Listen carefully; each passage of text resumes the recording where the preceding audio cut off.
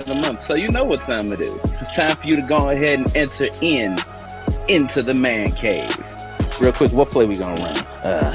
You look like a coach, though, man. You look like a coach. As always, a Smoooth Productions. Hold up. But Deion Sanders is not making $93 million. Now, $93 you don't never dip your pen in the company ink. I'm glad you said pen. I thought that was going a different way. No, I didn't know where that was about to go. Well, you can clip this. If I gave you $168 million, I want to know what type of fabric softener you're using on your initiatives. You know what I'm saying? That's who you want to be. You want to be Steph. You want to have that range like that. You know, and not just have the range. I mean, Steph can get to the cup. We're going to have that platinum tier for the platform Sportstalk. You know what I'm saying? We need some platinum sponsors. That's what we need. You know what I'm saying? Messi. Hey, He could be described in 3 words. He's so horny at that moment. Yeah, I said that. That's going in the highlight tape. I know it is. I know it is. You know, Knee alone. Friday, knee alone. Fresh Prince knee alone. the best man. Me alone, man. Well, anyway, it was a good run while it lasted. So, Then they were exactly who we thought they is. And be. And that's why we say we look at the guys that are in our OTE arena is who are you? You know, Crazy story. The first time I touched a basketball court, I cried. I didn't want to go. They forced me to go. They put me in the van.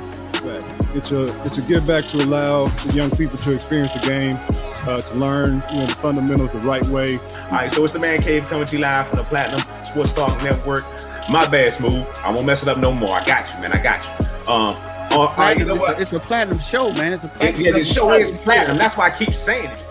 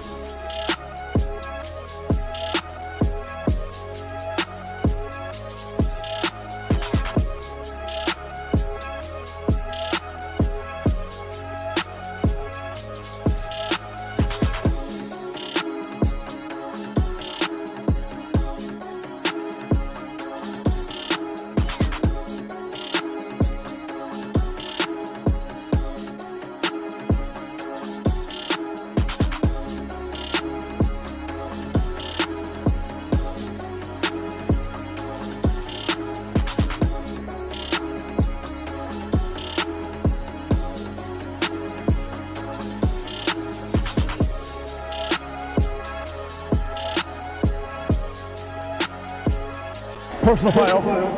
69. Offense. He was giving them the business. He played it down. That's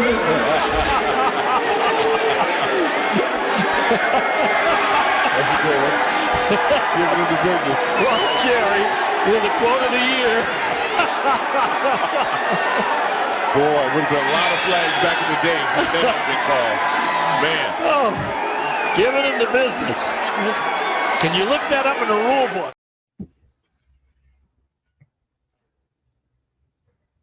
And we are giving you the business on the platform Sports Talk Show, your Wednesday night sports delight. I am your boy Smooth, and we got to the right of my screen, we have Sadal. I wasn't prepared. And down on the bottom, hold things down in the district area, we have. Hey, this Craig Black, but Sadal, I don't care what you say, dude. I'm on the I can't even put a pause before this. I'm below you guys. I almost said another word.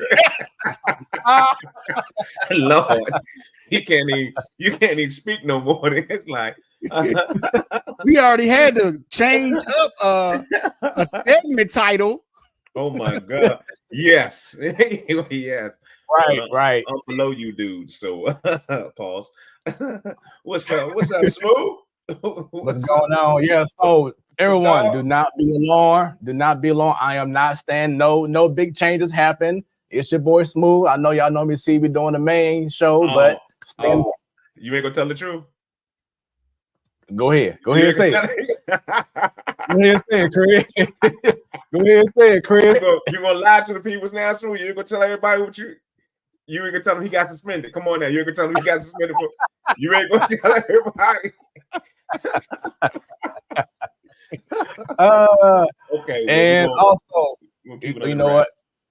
Actually, shouts out to our favorite fan, Miss Dub. She is in the building, so she couldn't watch our show last week because she was ill.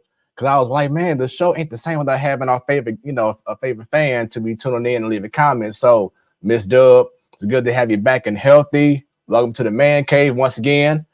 Your boy Smooth is here. Stan couldn't be in because he got I was playing, but he couldn't be here tonight. But I'm looking forward to holding things down and got my man Mario. He's ready. What's going on, Mario? Hey, how y'all doing, fellas? How y'all doing? Doing well. The Wi-Fi on point this week. Oh yeah, well the Wi-Fi is on the phone this week. That's why it's on point. Yes. That's what's up, man. That's what's up. Good to have you on, man. And I'll start with you first, Mario, man. How's your week been treating you? How's your month been treating you since the last time we had the man cave? Month been well. Been a little struggle for my Dolphins, man. But we're gonna be all right. We're gonna be all right. But that's a topic for later on. But other than that, good wealth, good health. Stay strong, stay blessed. Keep your steps ordered in the right direction. Everything will be all right. That's what's up, man. Sadal, how about yourself? Oh man, I already told you offline, man. It's just been crazy at work. Writing grants like crazy at work, but I'm here now. It's a Wednesday night, and so I'm ready to talk sports and take my mind off everything else, man. Man, I feel you. Craig Black, how about yourself, man?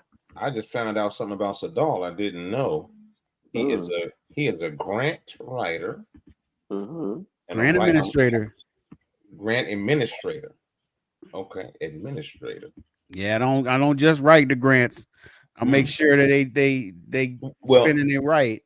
Oh, you make sure they spend it right too. So you off. Okay. All right. Well, you know what? We need to have an offline conversation. I just wrote some notes. Exactly. I just wrote some serious notes. I'm so serious right now. I have my community cuts for kids. Shameless plug. So we all, that grant money always is nice to come through when it comes through. But I'm like Mario right now. My Commanders, boy. Whew. It's been a rough, I guess.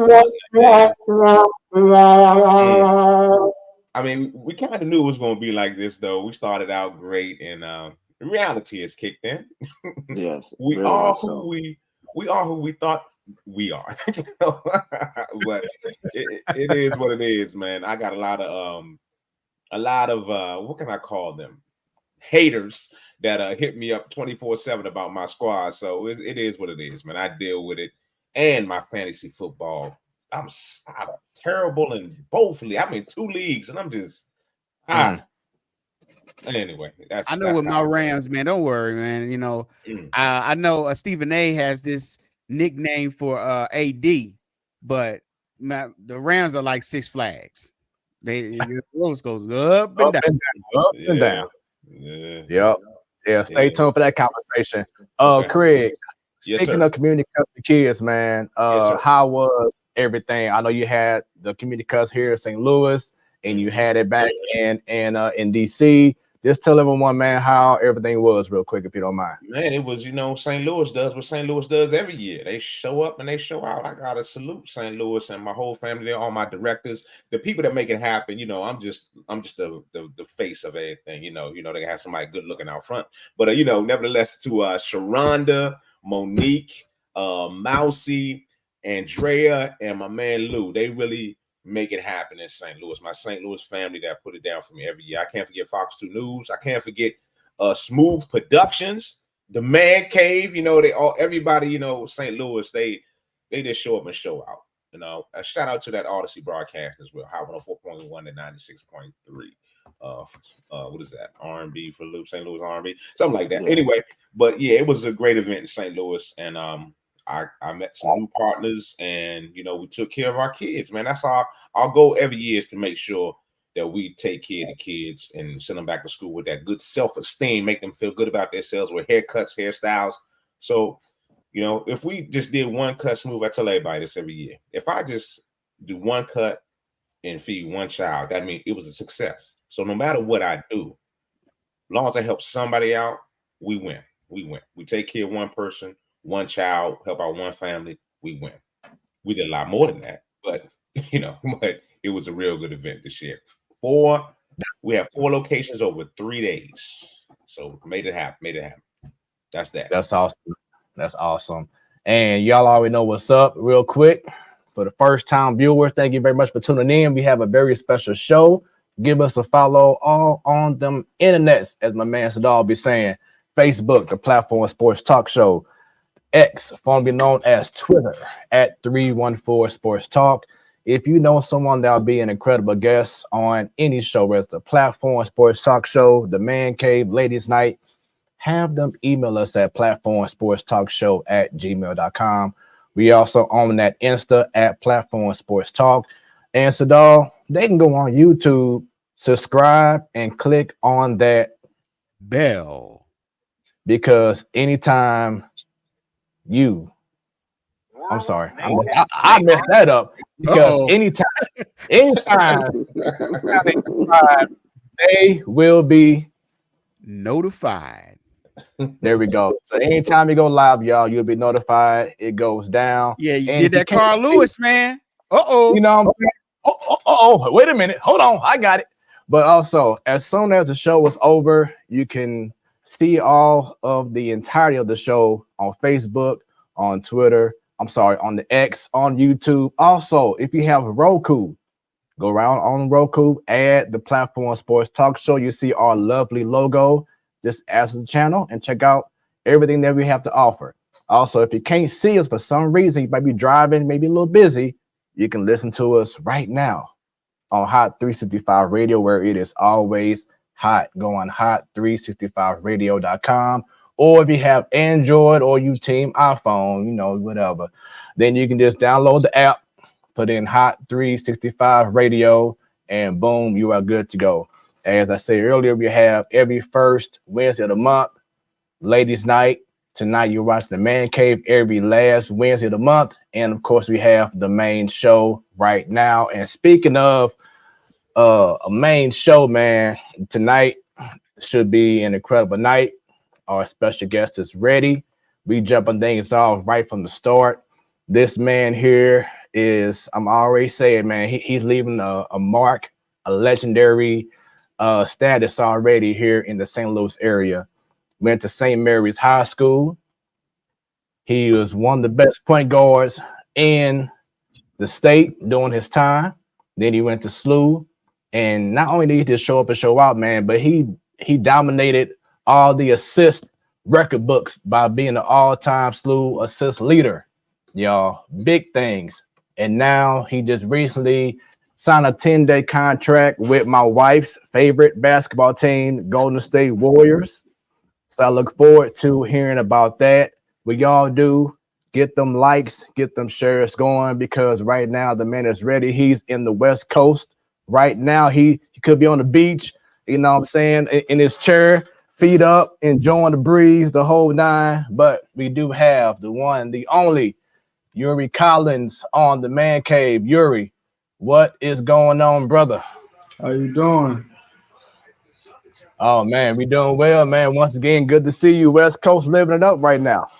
Yeah, for sure. Appreciate y'all for having me.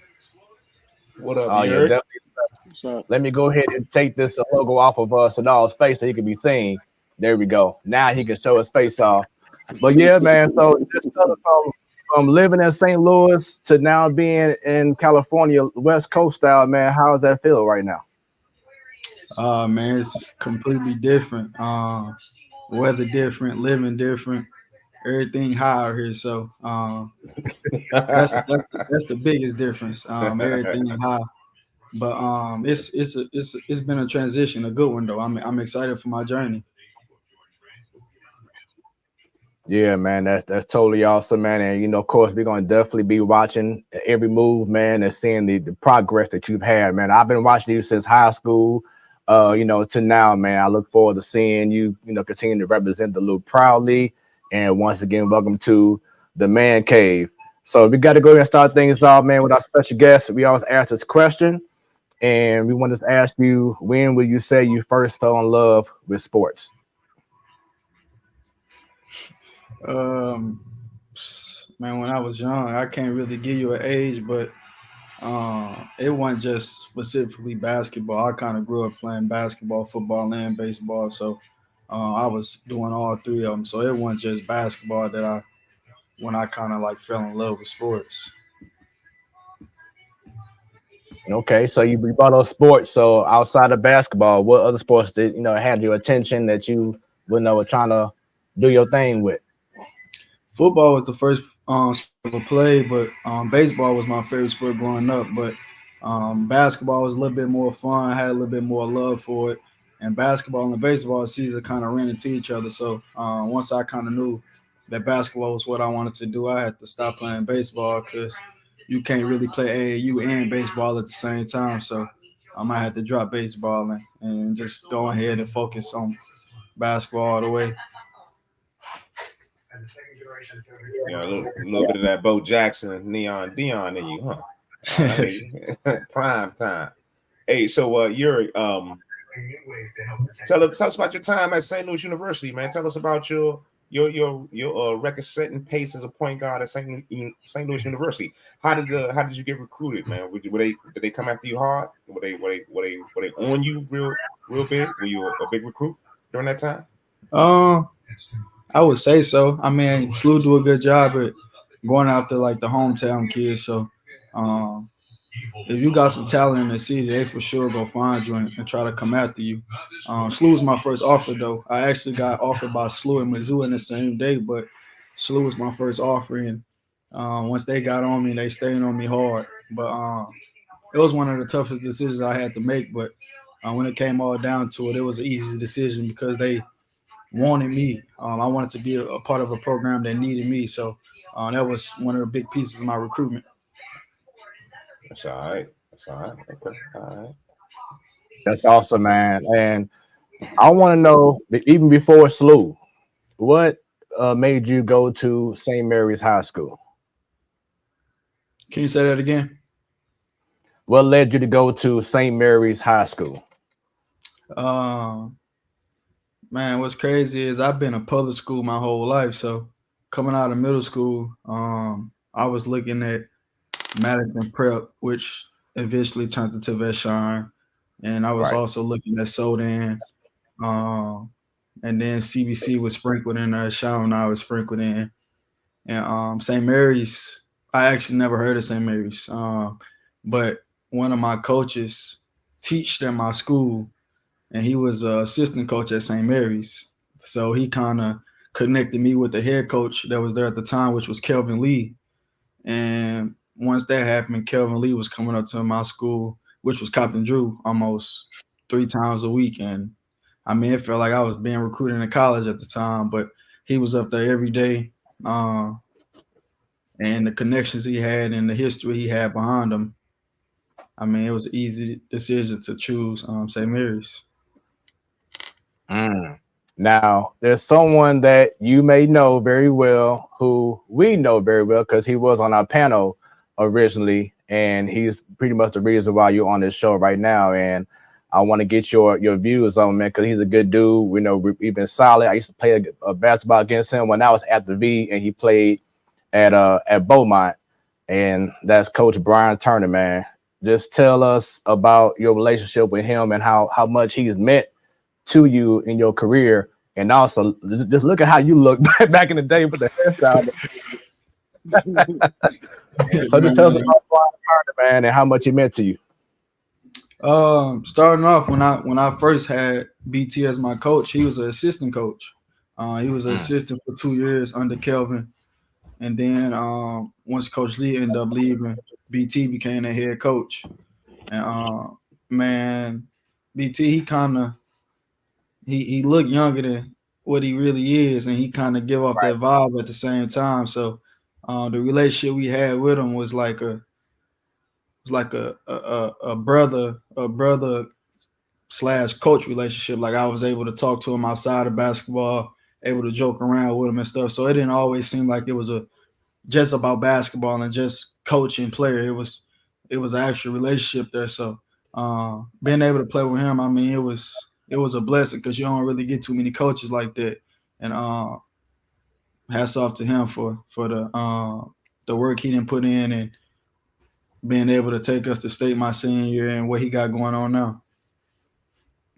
Yeah, most definitely, man. Once again, he's definitely a great dude, man. We hit it off. And he's been part of the Man Cave and all kinds of things, sports talk related with the platform Sports Talk show. So definitely shouts out to him.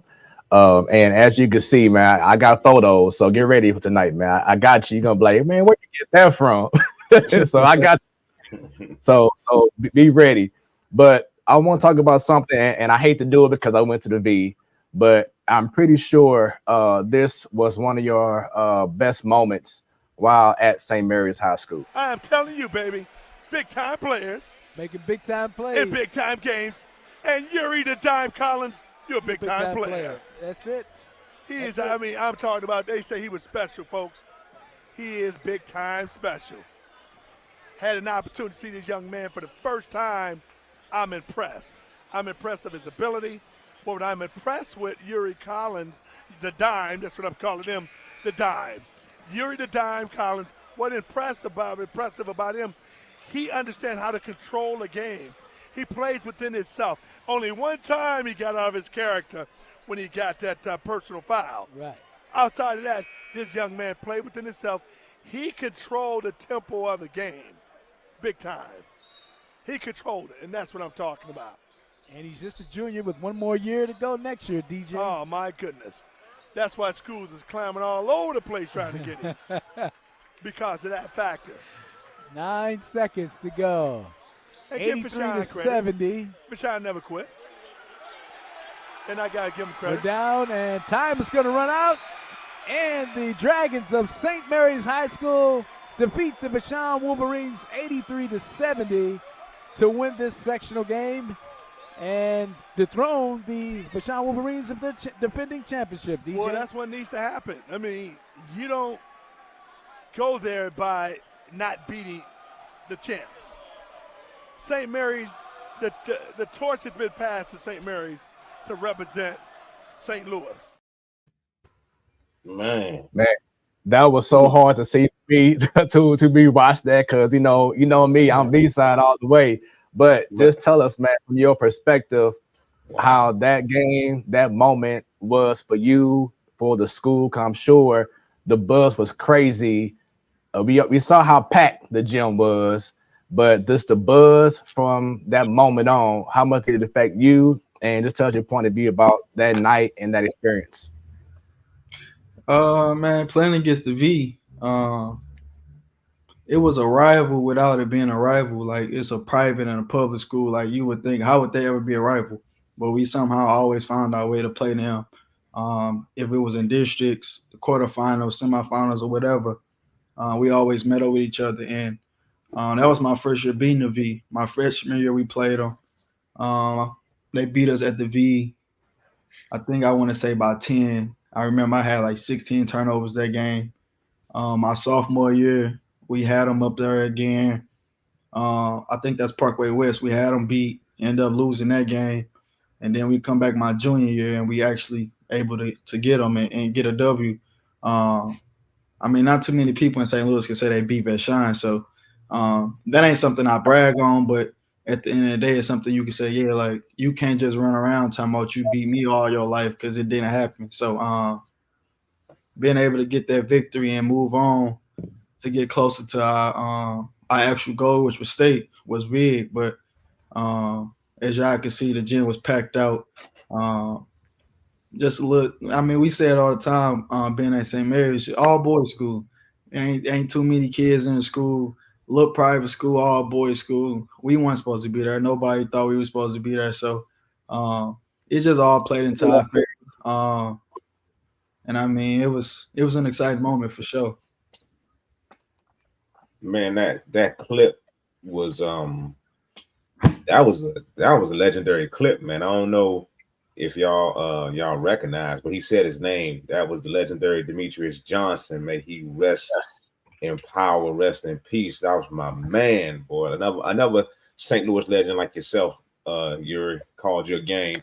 Former Dallas Cowboy, former just all around great person. But your high school days, I don't know, Smooth. We staying on high school. If I jump, I don't want to jump subjects. I don't want to jump subjects. But we know you out there in San Francisco right now. You said it was high out there. The cost of living, that's probably like 5 times of what St. Louis is. I'm in Washington, D.C., and I feel your pain, my dude. I feel all your pain, because that St. Louis living is a beautiful thing right now in this economy. But man, tell us about San Fran. Tell us about your story right now of the Golden State Warriors. How did that come about, man? Man, it's crazy, because I would have never thought I would have been in California, like, playing in a historic franchise. Steph, Clay, Draymond, Chris Paul, just being around those guys. When I first got here, it was just like surreal. Like, I'm looking at these dudes like, man, I watch y'all on TV. Like, I was just watching y'all on TV, and now I'm in the same locker room. I'm watching film with y'all. I'm on the court playing with y'all. Y'all telling me how to do this, how to do that. I'm able to voice my opinions on the game of basketball with y'all. It was just all a surreal moment. But I mean, at the end of the day, I tell people all the time, it's basketball. So once you're on the court, you don't forget who you're playing with, but at the same time you do, because you're playing basketball. So you're out there trying to play the right way and do the right things to win. At the same time, in the back of your head, you ain't gonna forget you got Steph Curry on your wing. So it's been an exciting journey, man, coming out to Cali. Like I said, I would have never thought I would be out here, but I'm just blessed to be in this moment. That's real. That's real. Yeah, man, that's awesome. And when I saw your first game, summer league, I was like, man, he doing it. He definitely doing it. And I brought up earlier, one of your great highlights in regards to your high school career. When you see this, man, because everyone had the highlights, and you have your moments where you like, you know what, it's not the position where I wanted to be in, but it makes you stronger. So when you see this photo right here, what goes to your mind? Because I believe this was at state. Is that correct? Yeah, man, I hate looking at that picture. We lost state. First time being in state, I want to say they said it was since 1947 or something. So to be able to just hang a banner in my gym, though, even though it wasn't first place or what we wanted, being able to leave a legacy. And that was one thing BT used to always talk about that stuck with me, and it still sticks with me till today. He was talking about what you want your legacy to be. When you leave St. Mary's, what you want your legacy to be. And that's something that will always stick with me because I'm big on legacy. My time at SLU, I used to think about what I want my legacy to be when I leave here. And now I'm playing professional. What do I want my legacy to be when I'm done playing? So, man, that picture, like I said, I hate looking at it, but it brings back good and bad memories. My senior year in high school, you would have looked at that 10, y'all would have said there was no way we was going to state. Mind you, I just had surgery on my shoulder. I missed the first couple games of the season, and I was coming in, and I had a mission. Me personally, I had a mission, and it was to get to state. And I wanted to win it, but my biggest goal was to get to state. Every year, my freshman, sophomore, junior, I was moving one step at a time, and I eventually got to state. Didn't come out with the outcome I wanted, but a lot of people can't say they went to state. I know a lot of people that can't say they got out of the district. So, right. I was proud to be able to be in that situation. So another organization that you were a part of, which is still popular to this day, is Bradley Bill Elite. You met, I know, some teammates of yours at SLU that you played with, guy that you played against in high school. You probably played with as well, man. Tell everyone about Bradley Bill Elite and just the whole circuit and how big and influential it is to the game of basketball. Yeah, big credit for to Brad for kind of taking over and sponsoring what used to be the St. Louis Eagles. But being able to play on that circuit, the EYBL is, I mean, for high school is just the biggest way to get exposed or get the exposure you want. And being able to be a part of something like that, I was very blessed and appreciative to be able to be on that team. That's where you go to show all the coaches who you are, what you can do. That's where you get most of your scholarships. But I mean, AAU basketball, EYBL, everybody know about it. That's where you want to be. That's what's up, man. That's what's up. So, do you feel that being part of Bradley Bill Elite, that catapult your name in regards to all around the country, people knowing more about you, which led of you, of course, eventually choosing SLU University? Nah, being a part of Brad Bill Elite kind of helped me with my recruitment, but it didn't expose me and give me the exposure that I would have wanted at the time. But everything happens for a reason. The schools that recruited me for a reason. The schools that didn't. And that's just how I go. I was lucky enough to have, I want to say 11 or 12 scholarships. So I was zoned in on those 11 or 12 schools. I had a couple Power 5 schools, but not too many. A lot of them were mid-majors and a little under that. But the schools that recruited me were the schools that wanted me. So that's what I had to focus on.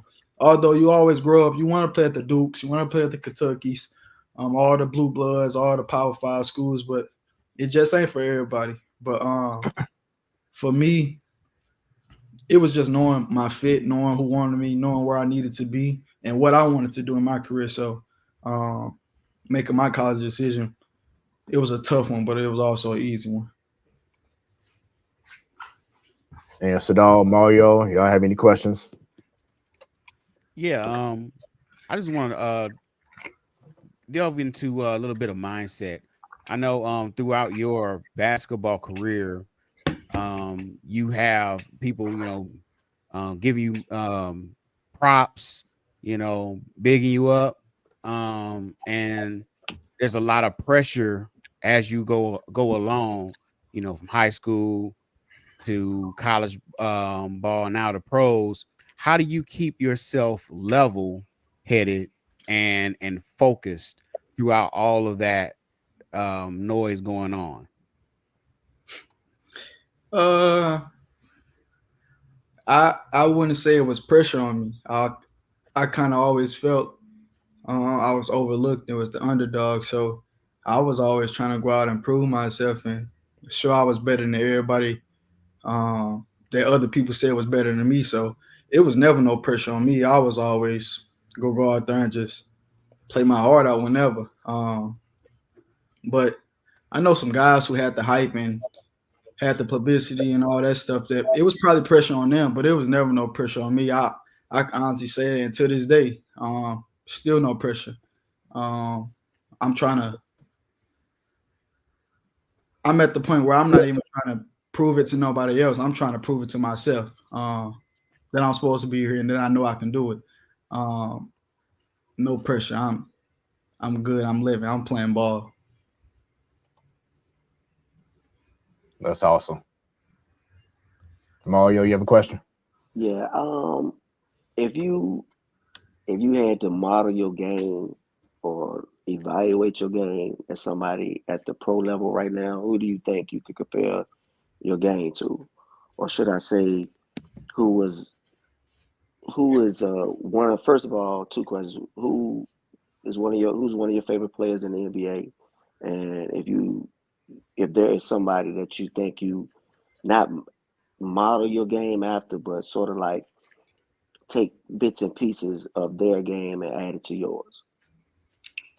Well, my favorite player in the league is Russell Westbrook. Always been my favorite player. Well, I'm not gonna say always because growing up, D Wade was my favorite player. But then you get older and you kind of realize, hey, you don't play like D Wade. He a shooting guard. He's 6'3". You barely 6 foot. Find somebody, try to model your game after somebody who kind of look like you and play like you and move like you a little bit. So Russell was one of those guys I kind of looked at. Not real undersized, but kind of, little guard. But he was very explosive. Played the game with a lot of emotion. I just liked this game all the way around. But as I got older and really started to watch film and pick apart my game, anybody would say it. Chris Paul. I watch a lot of Chris Paul. The way he just get to his spots, how smart he is on the court, the different reads he make, and I'm blessed to be able to be in a position to where I'm in the same facility and same organization as him now, so I can really actually see it with my own eyes and learn from him, ask him questions when it's something I need to know or whatever. But Chris Paul is definitely that guy now. Yeah, I can definitely see that, man. Especially your style of play. I can definitely see a lot of Chris Paul in you, man. So that's a good one right there. Definitely a good one. So you brought up the recruitment, and we love hearing these stories about how people got recruited. So I'm pretty sure you had plenty of mail, emails, etc., from coaches. Just tell us about, man, that process and how to make you feel. Was it overwhelming? How much influence did your family and friends and teammates and coaches have? Man, I got a little brother. I got two little brothers, and one play football, one play basketball, and they get mail every week from schools. And I know how it was for me when I first got my couple pieces of mail coming in. I actually, to this day, you can go to my mom's house, and she got all my mail. It's probably about 100, 150 pieces of mail from different colleges, the biggest colleges to the smallest colleges. But a lot of people take those and think they're being recruited by the schools, and it just mess all the kids' heads up. But like I said, for me, I wasn't highly recruited. Had about 10 to 12 offers, something like that. And I wanted to be somewhere where they needed me, where I knew I was going to go in and be able to affect the game and get on the court. I didn't care where that was. I just wanted to play ball. So SLU showed a lot of interest. They needed a point guard at the time. At the time, it was Jordan Goodwin. I was real close with Jay Good, and he told me, like, come on, little bro, like, come in and run the show. He wanted to move to the two guard, so he was already putting the coach head, like, let little bro come in and run the one, slide me to the two. It's going to work out perfect for him. So picking SLU was kind of easy. But, my mom and dad, they was there along the way, but I wouldn't say they had a big influence on it because they was really down with whatever I wanted to do. If I wanted to go 12 hours away from St. Louis, they would have been cool with that. But staying home made it a little bit easier for them.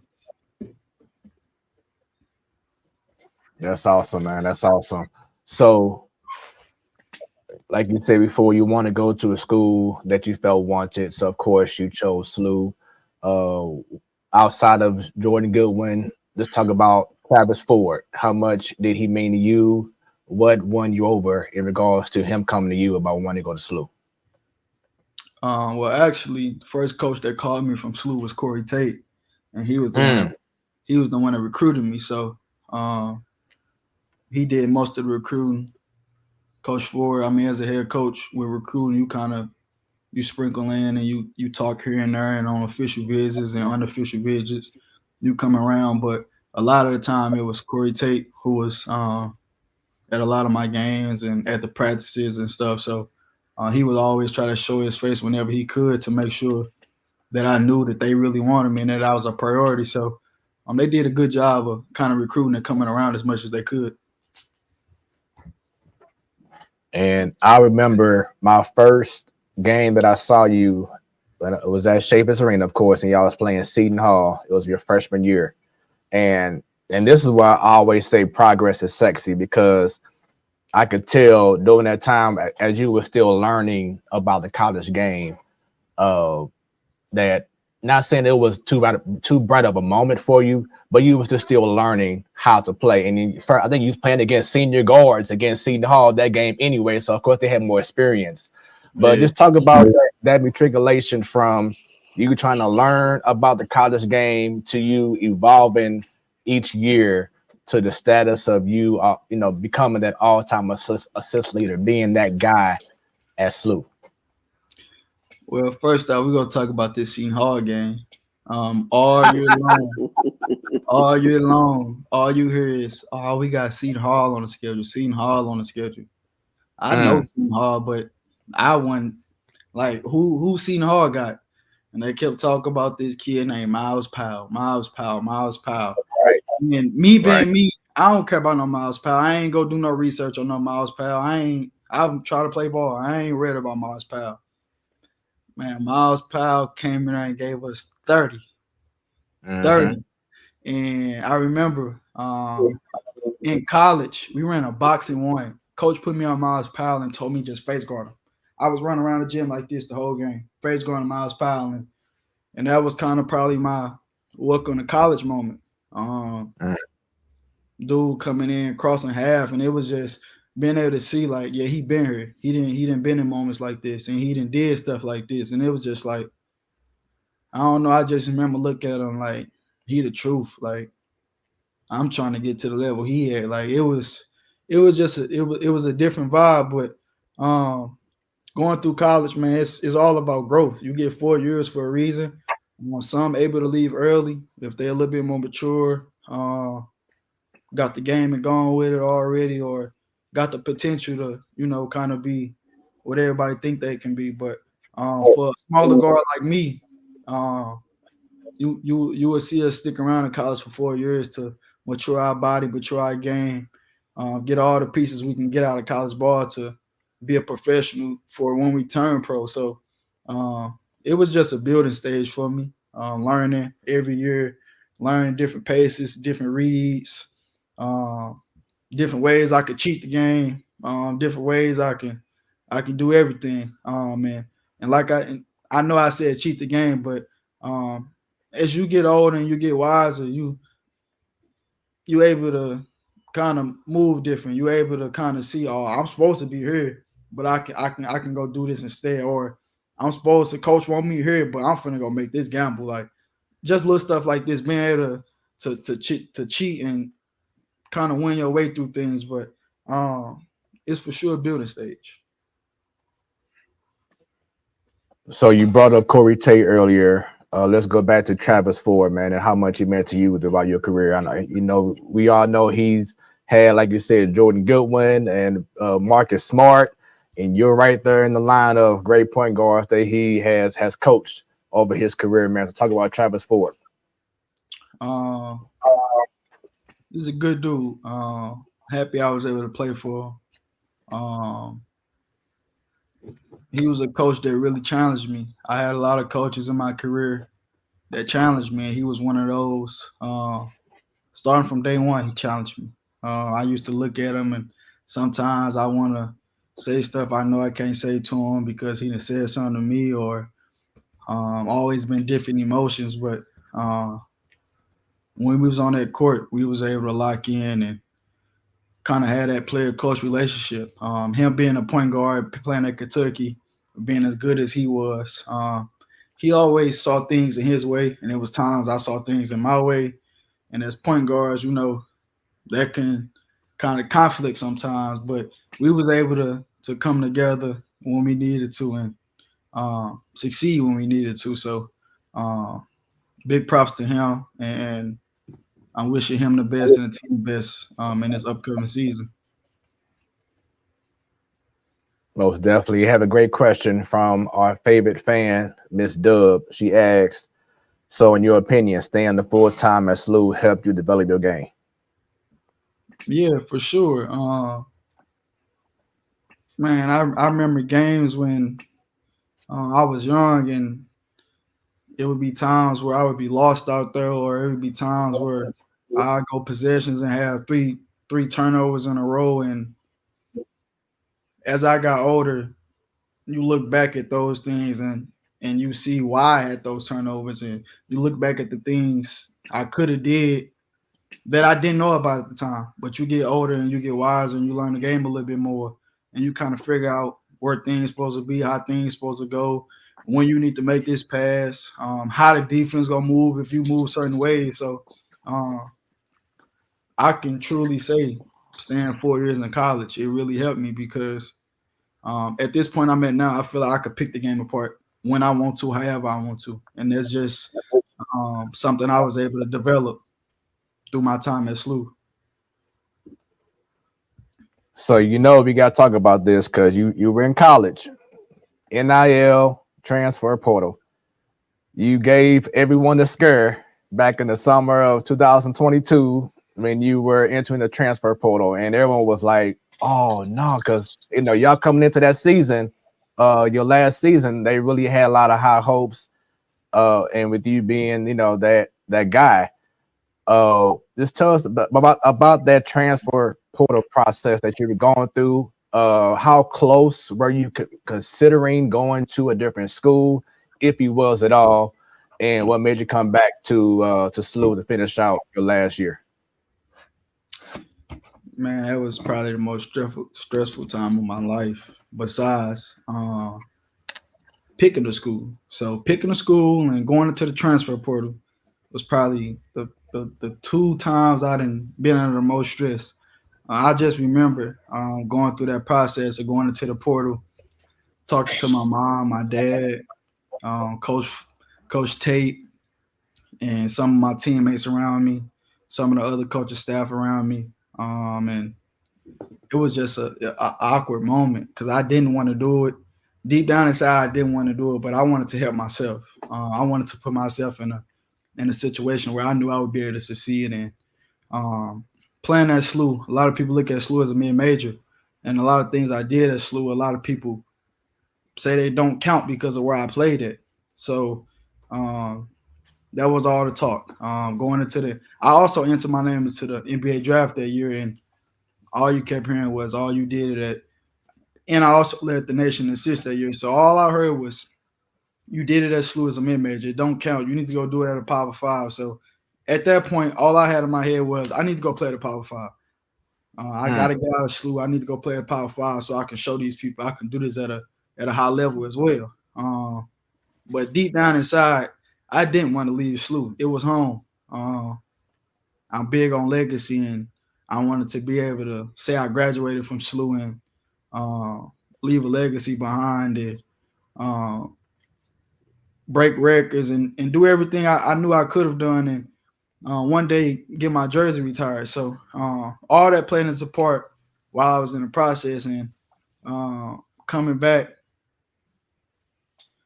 I want to say I was in the portal for maybe a week, and I was stressed out. I remember when I first made the post, I cut my phone off. I text my mom and text my dad, cut my phone off. I didn't want to hear from nobody. I eventually cut my phone back on. I want to say I had like 48 missed calls, like 70 text messages. You name the school, they reached out. Whatever school you can think of, they reached out. So that's just letting you know I could have went anywhere, but I decided to come back home just because deep down inside I knew that's where I wanted to be. And like you said before, with the team we had coming back, we knew how good we could have, man. But I mean, it's basketball, it's sports, life.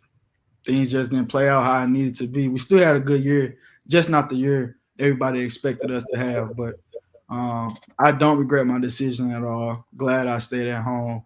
Glad I was able to graduate from SLU and finish my career out there. And one of the coolest things, and Sadal, Mario, I know Craig, you probably haven't been to a SLU game before, but one of the coolest things that I experienced that I didn't know about until Brian Turner put me on game was once the game is over, probably about a good 15, 20 minutes after the game, fans can actually go on the court, take photos, meet players, et cetera, coaches, the whole nine. And that's one of my, I don't know if you recall, Yuri, but I was with Brian Turner on them games, and you and I talked for a little bit. And I was just like saying just how cool you were with, the kids, myself, and others. So I think that's awesome. I'm not sure if other schools do that, Yuri, in regards to, after the game, people can just come down to the court and talk with the players, take photos. But I think that's one of the coolest things that I have experienced at SLU is being to meet people like yourself and all the other star players and coaches. That's pretty dope right there. Yeah, for sure. Yeah, that was pretty dope, man. Let's talk about the COVID year. I felt that season, how y'all ended that year going to the possible tournament, that was going to be y'all year to really do some damage. And then boom, COVID hit. Am I the only one to feel that way? Or did y'all feel like that was the season that y'all could have definitely made some noise that season? I think that was the last year for Hassan French, correct? Yeah, it was. Man, that year was crazy. I remember it like it was yesterday. We was in New York getting ready for our first game in a tournament. We was in this little small gym. I forgot what school we was at though, and we was getting ready for practice, and we shooting around. And I remember our AD came in and said something to coach, and coach like, bring it in. He's like, it's over. We going home. And it's crazy because I laughed during this moment only because of Jay Good. He threw the ball at the wall and screamed like a little girl, like, and I was just in the gym crying, laughing. And he told Coach Tate, he said, damn, now I got to come back another year. And Coach Tate told him, we don't need you. Go ahead, leave. And I was just in the gym laughing. But I mean, that just also shows the relationship we had with that team. But that team for sure, we could have did something very special. I hate to talk about it because that COVID year, I promise you ask anybody, you ask any college team, they gonna say, yeah, we were supposed to go to the NCAA tournament. Like, no, y'all wasn't. Like, everybody went that good in COVID year. But yeah, we had a special team that year. Had a lot of good wins, a lot of close games. A lot of people had us winning the tournament and going to the NCAA tournament. So it was unfortunate that season had to end that way. But like I said, life be life and stuff happens. So with that COVID year, did they give you an extra year of eligibility? Yeah, so I could have played this year as well. I graduated last year, which would have been my normal eligibility, but with the COVID year, I could have used this year and played in college as well. Okay, that's cool. That's fine. So what made that decision for you to go ahead and leave it? My mindset, it was ready. Like it was. I had a pro mentality. It was time to. College was done for me. It was getting the game was getting a little too dirty for me. The college world, everything that had to do with it was a little too messy, all over the place. It was just time for me to go pro and become a grown man. Coach Ford used to tell us all the time, "Oh, you got it good right now, because after this, it won't be no more locker room talks and going to grab food with your buddies." And that's one thing I can say for sure. He told the truth.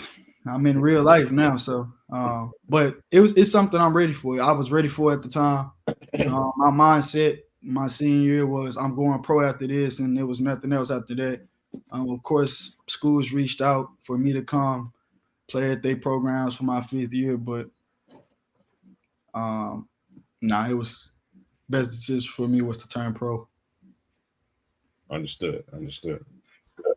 I'm glad that you brought that up, Yuri, because a few months ago we had your guy, your teammate, Terrence Hargrove Jr. on the show, and I asked him about you, and this is what he said. But Yuri Collins, man, how special was it to play with him, and how much has he meant to you and to the program?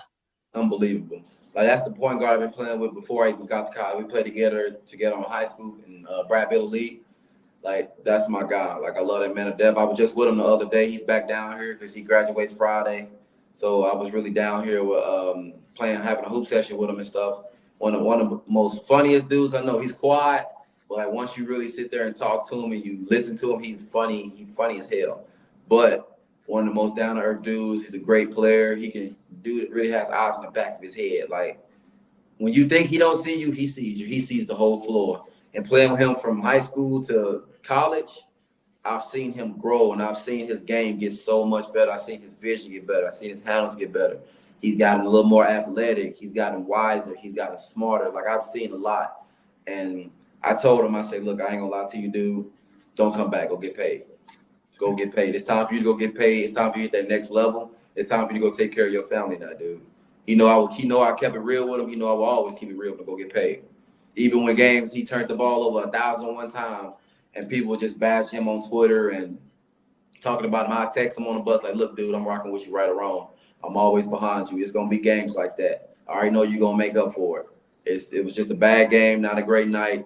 Make up for it next game. Because like I said, life goes on. We wake up to see another day, and we play another game. Every game is not going to be a perfect game. Every game ain't going to be a 30-point game. Every game he ain't going to have 30 assists. Like, some games are going to be worse than the others. And I always just tell him I'm rocking with you right or wrong. One of the best people I've ever been around. Hands down. Man, so hearing that, man, just tell us how you feel about hearing that. And it's also amazing how you brought up the turnovers, like you brought up earlier, and how you had to learn about going through adversity and slowing, the game down, slowing yourself down. So just talk about, the response you heard from Terrence Hargrove Jr., the rock star. Yeah, TJ, that's my dog. On the phone with him last night. He called me late last night after that game. And the first thing he said, he called me. First thing, as soon as I answered the phone, first thing he said is, man, it's so weird not playing with you. And I just laughed at him like it's over, bro. Only way we can get back on the court is if we find a way to get on the same team in the pros, or we see each other this summer in open gym or something. But man, like he said, we've been playing with each other since high school. Brad Bill Elite, that's where we met. Started playing with each other there. We played with each other 16, 17 U, and then found our way in college playing with each other. But TJ, that's my dog. That's one of the dudes I know I can throw the ball anywhere and he going to get it. If he point to the sky, I'm throwing the ball because I know he going to get it. But yeah, that's my dude. He was one of the first dudes I talked to when I told I wasn't coming back to school. And TJ, he one of the positive dudes. He was real happy for me. He told me like, yeah, it's that time for you. After what I done did at SLU, it was his first. He always say, "What more can you do, bro? You don't need to." I mean, of course, there's more I can do, but he look at it in his eyes. He look at it, man. You didn't did all you can do, but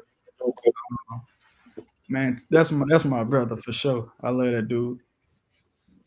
That's what's up, man. And the feeling of you knowing that you are SLU's all-time assist leader, man. How cool does that feel? Man, it's a good feeling, but it still ain't really sunk in. Like I forget about it all the time. Like you just reminded me about it. Like that's just not something I always think about. And when I broke that record, people ask me, "Oh, how you feel?" or "What's your thoughts about it?" I'm living in the moment. I'm still playing basketball. I still got goals I'm going after it. So right now it hasn't like really sunk in. I feel like I said all the time, once I retire, I'm done playing. I can go back and look like, yeah, I did that. I'm number one. Go catch it. Go beat that. Like my name sit at the top. So but like right now it's just I'm still going out to stuff. So I don't really think about the past. I'm trying to go do some more. I want more. Awesome, man. Awesome. So, of course, you play in the A10, playing in some great venues. Inside the A10 or outside the A10, what venue would you say was like your best venue that you like, man, I'm here. I'm playing here. This is awesome. This is cool environment. This is it's special.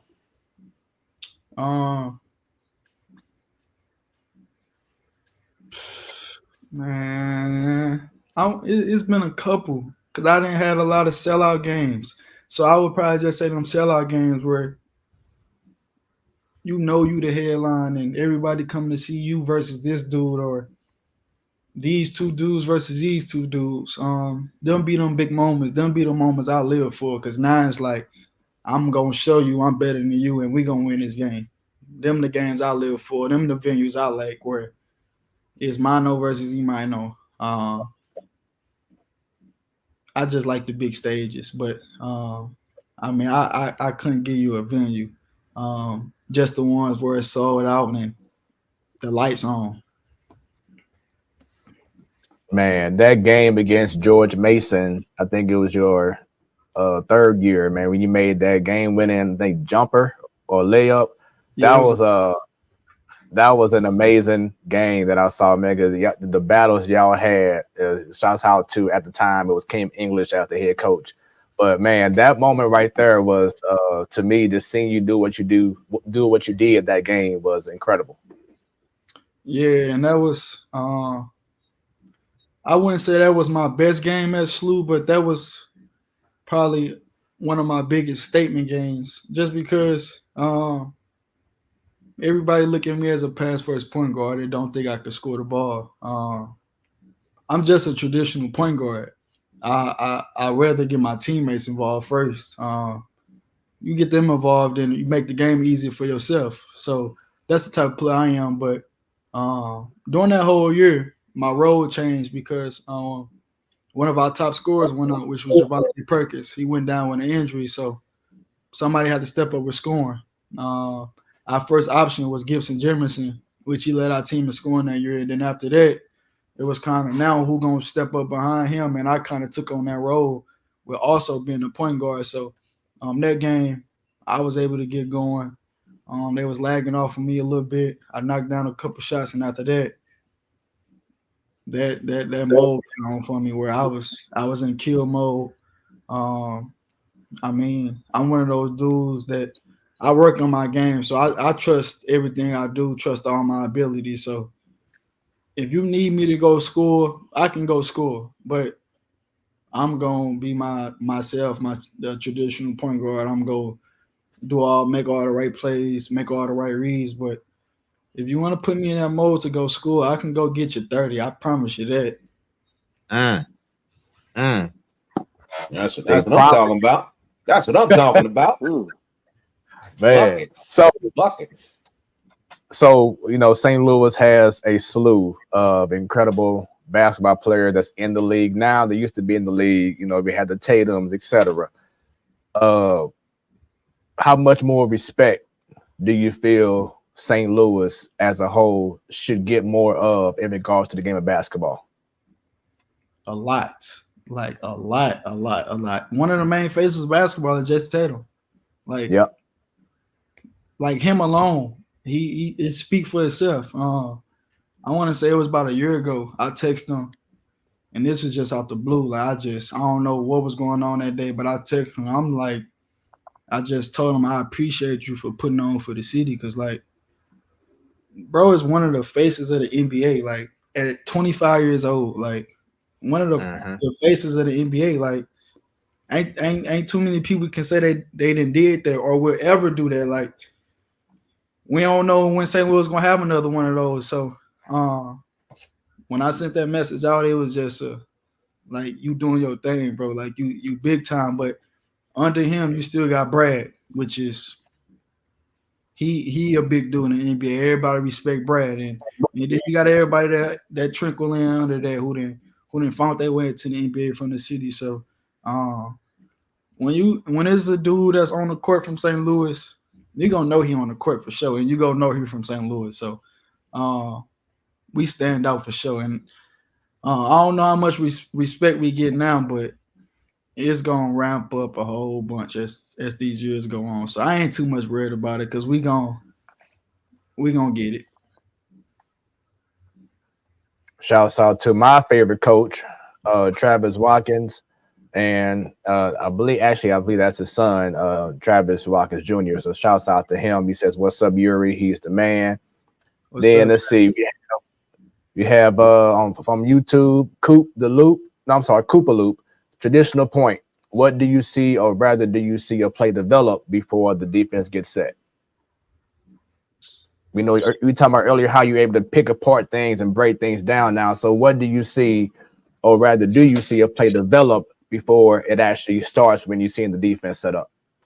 As a point guard, you kind of gotta know the 1 through the 5. So the coach put the 5 at the 1, you move to the 5. You need to know what he's doing as well. So that's one of the things I kind of try to figure out as a point guard. You got to know where everybody going because a read might be there. There might not be a read for coach, but if you see it, you can make it a read. So for me, it started off with knowing the basics. Knowing if you drive right, the defense got to shift left, which means those opposite guys over there in that corner is going to be open. If you dribble left, those guys got to shift right. So those guys got to be open. If you drive this way, this guy has to come help. If you drive this way, this guy has to come help. So it's just I probably make it sound easier than what it is or whatever. Play like man, I feel like if you invested into the game and you study the game, you can make the game easy. I'm not saying basketball is easy, but it can be easy. You get plays, coach go give you sets and formations and stuff like that. If you learn those formations and get used to them, and you gonna drill them every day. That's college. You go drill them. You go drill them. You go drill them. Most people play defense the same. It's all the same thing. And the more you study the game, the more it'll come to you, and the easier it'll be. So I did a lot of studying and watching film and stuff like that. But not just studying and watching film. You gotta actually go out there and do it as well. So I was a big practice guy, even when I played 38 minutes one game. The next practice, I was out there practicing because I'm one of those guys. I need to be out there to get a feeling and stuff. So, yeah, all that plays a part into it. And fellas, I know y'all can probably agree with this, but playing point guard is very similar to being a quarterback on a football team or being a catcher on a baseball team. You control the game. Everyone depends on you. It's that leadership that you're doing. So Yuri, with you, what was it about you wanting to take a leadership role and being that guy, being the extra coach on the field that made you want to take that point guard role and be a leader that you have been? My wisdom and knowing what I can bring to the game and how I can help my teammates. Not being selfish. Like, why would I keep that knowledge to myself? Coach Ford, kudos to him for trusting me and giving me that freedom to kind of be that second coach on the floor and letting me call shots when I wanted to call shots. And it was times where I was able to wave him off like, nah, coach, I got this one. Like, I know that I need to run here.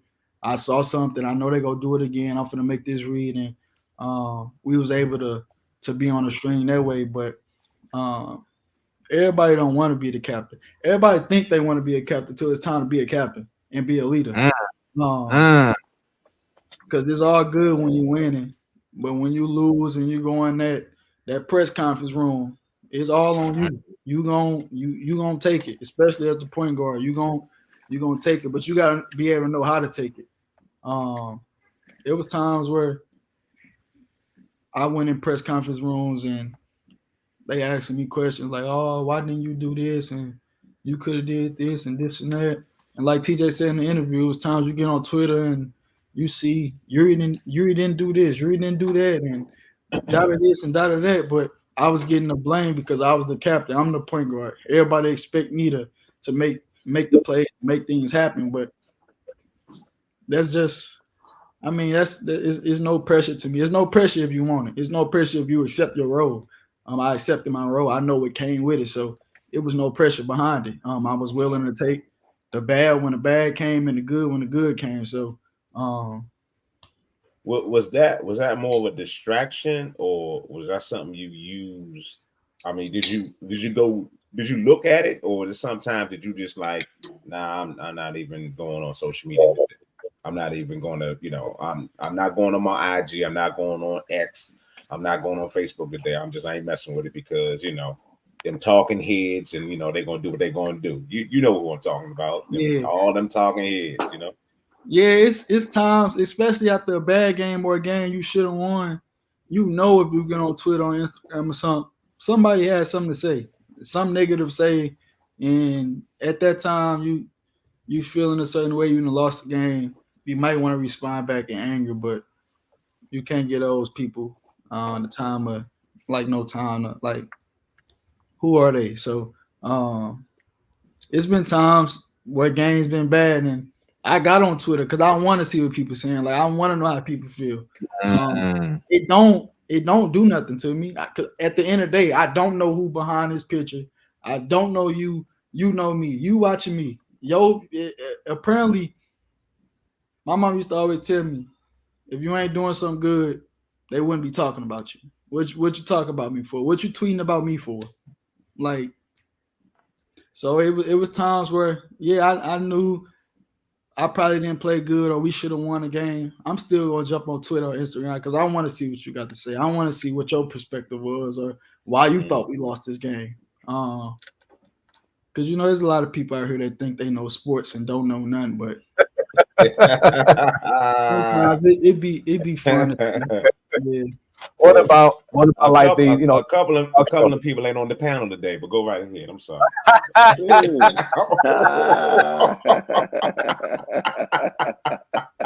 But what about Yuri said it? I didn't. That was Yuri said that. I ain't said that. But Yuri, what about like sports talk shows, sports radio?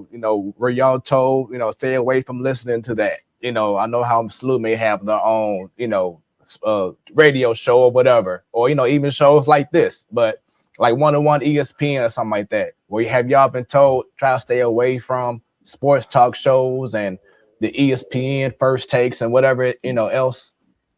No, not really. Coach Ford, he was one of those coaches. He was like, he lived in reality. Like, he used to always say, we'd come in after practice or something, or the day of practice, if we didn't have a bad game or if we didn't won a game, had a good win, he'd come in like, he'd read something, so. Yeah, I know y'all saw it. I know y'all looked on Twitter. Everybody saw it. Like, he was one of those coaches. He never shied away from people tweeting out or people getting on Instagram and saying this, saying that.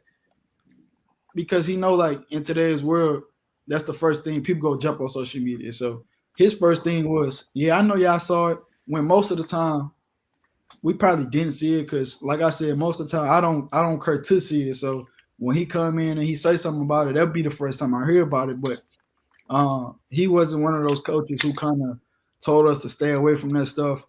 You would have times where you get people to come in and interview us and stuff, and they would kind of ask you questions to kind of make you say something bad about your coaches or about your teammates and stuff, he would tell us to kind of stay away from questions like that. But other than that, he didn't shy away from blogs and tweets and different kind of posts. Like, he know they was coming. He knew they was out there.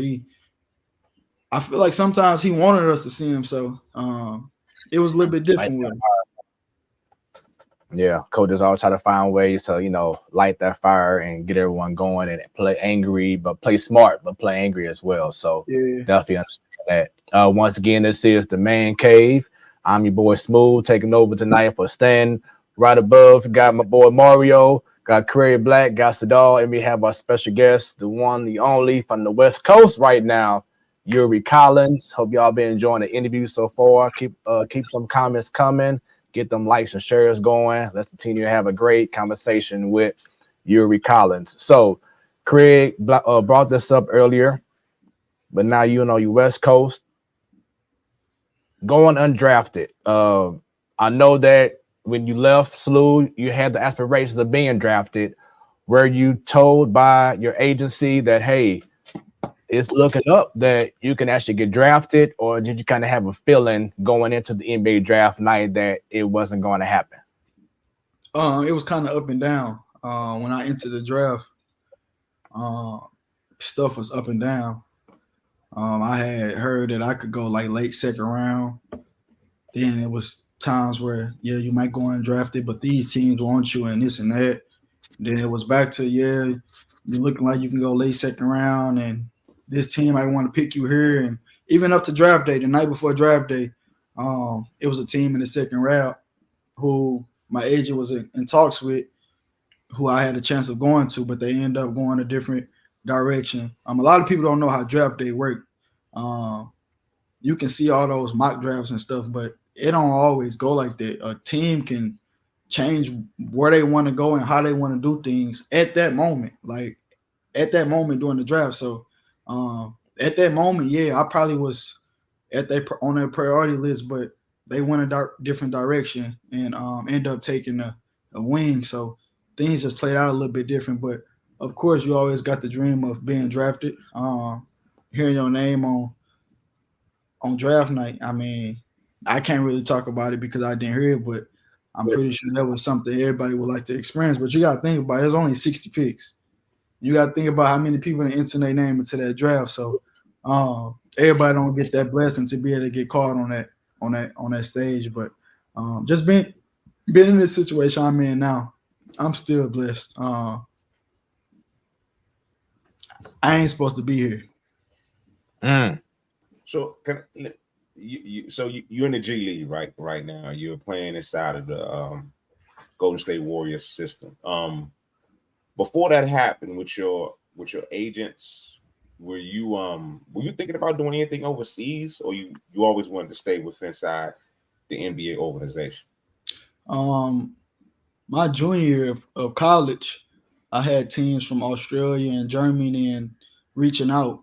And if you know about overseas, you can go make way more money than I That's will. what I was trying to get to. Go right ahead. You keep on going. Yeah, but for me, it ain't about the money right now. I had my dream since I was little was to play in the NBA, not to play overseas. So I'm going after this dream to play in the NBA first, and then later down my career when I'm getting a little bit older, and if things ain't working out in the NBA, and it's time to really look at life and where I need to be and how to set myself up for later in the future, then I probably can go cross the waters and go make $800,000 in 7 months. Like it's there, but right now I'm going after something. So I'm here. Okay. That's understood. I was just real curious about that because money talks sometimes, but if you got that dream, 100% go for it. I mean, being the young man that you are and the skill set that you have, it's like, go live that dream, go get it each and every day. You got a lot of support, a lot of St. Louis. Well, all of St. Louis is behind you, man. So that's real. For sure. Yeah, most definitely. When you got the call to join the Warriors system, how did that feel? Man, it was a blessing. The process I was getting calls from, at the time it was 4 different teams that really wanted me, and me and my agent, we sat down and we kind of talked about what would be the right position, what organization would help develop me the best, and being over here was the best fit for me. And then it just so had happened that Chris Paul had got traded to the Warriors, so it was just like, man, stuff just playing out exactly how I need to. Like, I'm able to go see how he, like, in person. I could see this in person. I could be on the court with this man. Like, it was just all the right timing. But it was a blessing to just even be able to have them talks about different NBA teams. Like, come on now, like, yeah. Can I ask what other teams were trying to get at you? New York was really big on me. Atlanta was really big on me, and Detroit was really big on me, and Phoenix was really, really big on me. Damn it! I thought you were gonna say my. I thought you were gonna say my team, but you know, Who your team? Hey, I'm the only one on the panel, Yuri, that's not a St. Louis native. I'm like I'm a hybrid, you know. DC, the Wizards is my squad, as they are being blown out by like 30 points right now on opening night. But but you know, that squad is in a rebuild stage because you know Brad just left, had to go get that bag. Well, you know, he had to go try to get a ring. I'm not even mad at Bradley about leaving because, you know. Yeah, he stayed too long. Yeah. Brad had a great business mind, though. He went and got that max deal, and then he said, okay, let me go. You know what I'm saying? Let me go ahead. Let me try to get this with KD. But you know, it is what it is, man. It's a business. It's a business. As you know, it's a straight up business, you know. Strictly business. Strictly business. Ain't nothing personal. Nothing personal. Nothing personal. Yeah. So one of the coolest things that I've seen was I was watching ESPN Summer League. I love watching Summer League games. And Golden State, y'all were playing. I can't recall what team y'all was playing. Forgive me. But I heard I saw Mark Jones and Doris Burke. And you know, man, they're together. You know it's gonna be a game. And then you come out there and you're doing your thing. And then I think that was the same game Steph Curry and Chris Paul was sitting in the front row at that game. So to have those guys there supporting, you know, the team, and now you're getting a relationship built with them. Hopefully you are.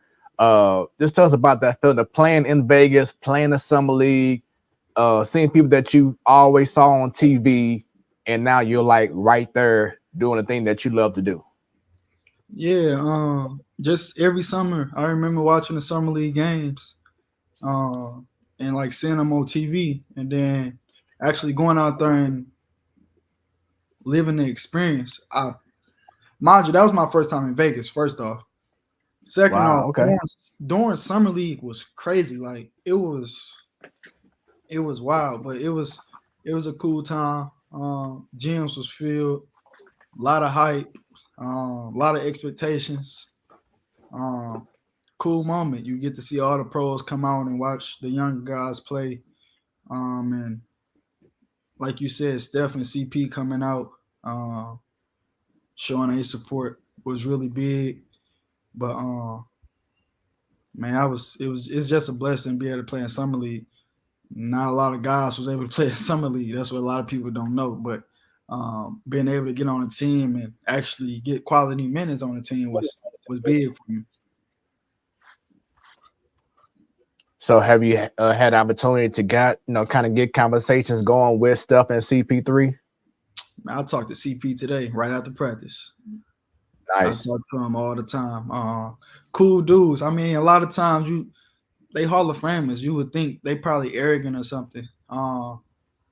I remember first time getting on the court with him. It was crazy because you just look at these dudes like Hall of Famers, grown man, but at the end of the day, they basketball players. You gotta think about it. Like in their mind, they still young too. So just seeing them interact with us and kind of joke around and do little kid stuff, and it was just like, man, Steph, what is you doing, jumping around and screaming like this? Like, you was a Hall of Famer, you came in, like, that's just the mindset you kind of have when you look at dudes like that. But then you got to go into reality and think about it. Like, man, they just doing what they love to do. So, yeah, it was an exciting time. So can you break that down for us? How does that work for practice between the, I guess from the G League squad, from your squad to that squad? I mean, how does that go back and forth? Are you what do they call that type of contract? Help me out that you're on right now. Is it the contract that I'm on is Exhibit 10. So I was able to have a 10-day contract, do some training camp with the team. So I was able, right after summer league, I was with the team a lot throughout the summer, which is for like mini camp and stuff like that. A lot of teams don't do mini camp, but that's one of the pros of being with an organization like Golden State, because they have stuff like that where they bring in the younger guys just for them to get a feel of the new system and stuff like that. So they would bring in like 4 or 5 of us just to come in and get some work in. Steph and them would pop in and out. So that's when I was able to meet them early on. But I was able to participate in the first week of training camp with the team. Then I went home for maybe like 2 weeks, came back down to sign my contract, was able to watch some film and stuff, sitting around with preseason with the team. And now I'm here with the G League team. So with my contract, I'm going to play majority of my games with the G League team, but with the Exhibit 10, you can get a call up at any time and go play with the NBA team or whatever whenever they need you. So just like today, they needed us to come up to Golden State to get some run in with some of the guys who didn't play last night or some of the guys who injured and trying to get back into it. So the city we in is Santa Cruz. That's where the G League team is located, and then the NBA team is in San Fran. So it's only an hour away. So whenever they need us to come up there, we just hop on a bus and go up there and practice with the NBA team. That's real. Okay. That's awesome. That's awesome, man. How excited are you that the NBA season has started as of last night? I'm watching the games right now as we doing this. But, same here. Yeah. It's that season where this is all I'm gonna be doing. But now that I'm a part of this, it's kind of, I don't know, it still ain't sunk in. Like, it's crazy. I was watching the game yesterday and just looking at the facility and looking at the seats and looking at the guys. It's like, it just feels a little bit different now because I'm here. I done been able to interact with those guys and they running plays and I know what they running. They doing defensive coverages and I know what they doing. Just stuff like that. It's a different feeling now. I'm still adjusting to it a little bit. Just being heard and actually watching it on TV as well. And with you being in the position that you're in now, when you go into the games, like at the Chase Center or whatever, are you able to sit right behind the players on the bench, or do you have like a special section that they want y'all to sit at? Yeah, so say if I'm not playing with the team that night or whatever, and I want to go up and watch a game, they put us up in the suites. So we they have a box suite for us where we can go up and watch the game. Okay, sweet life. Miss Dub asked a question. She asked, does Summer League help you develop your game and to get noticed from players and coaches? Yeah, big time. You got to think about it. I went in playing with the Warriors, but I wasn't just auditioning for the Warriors. That time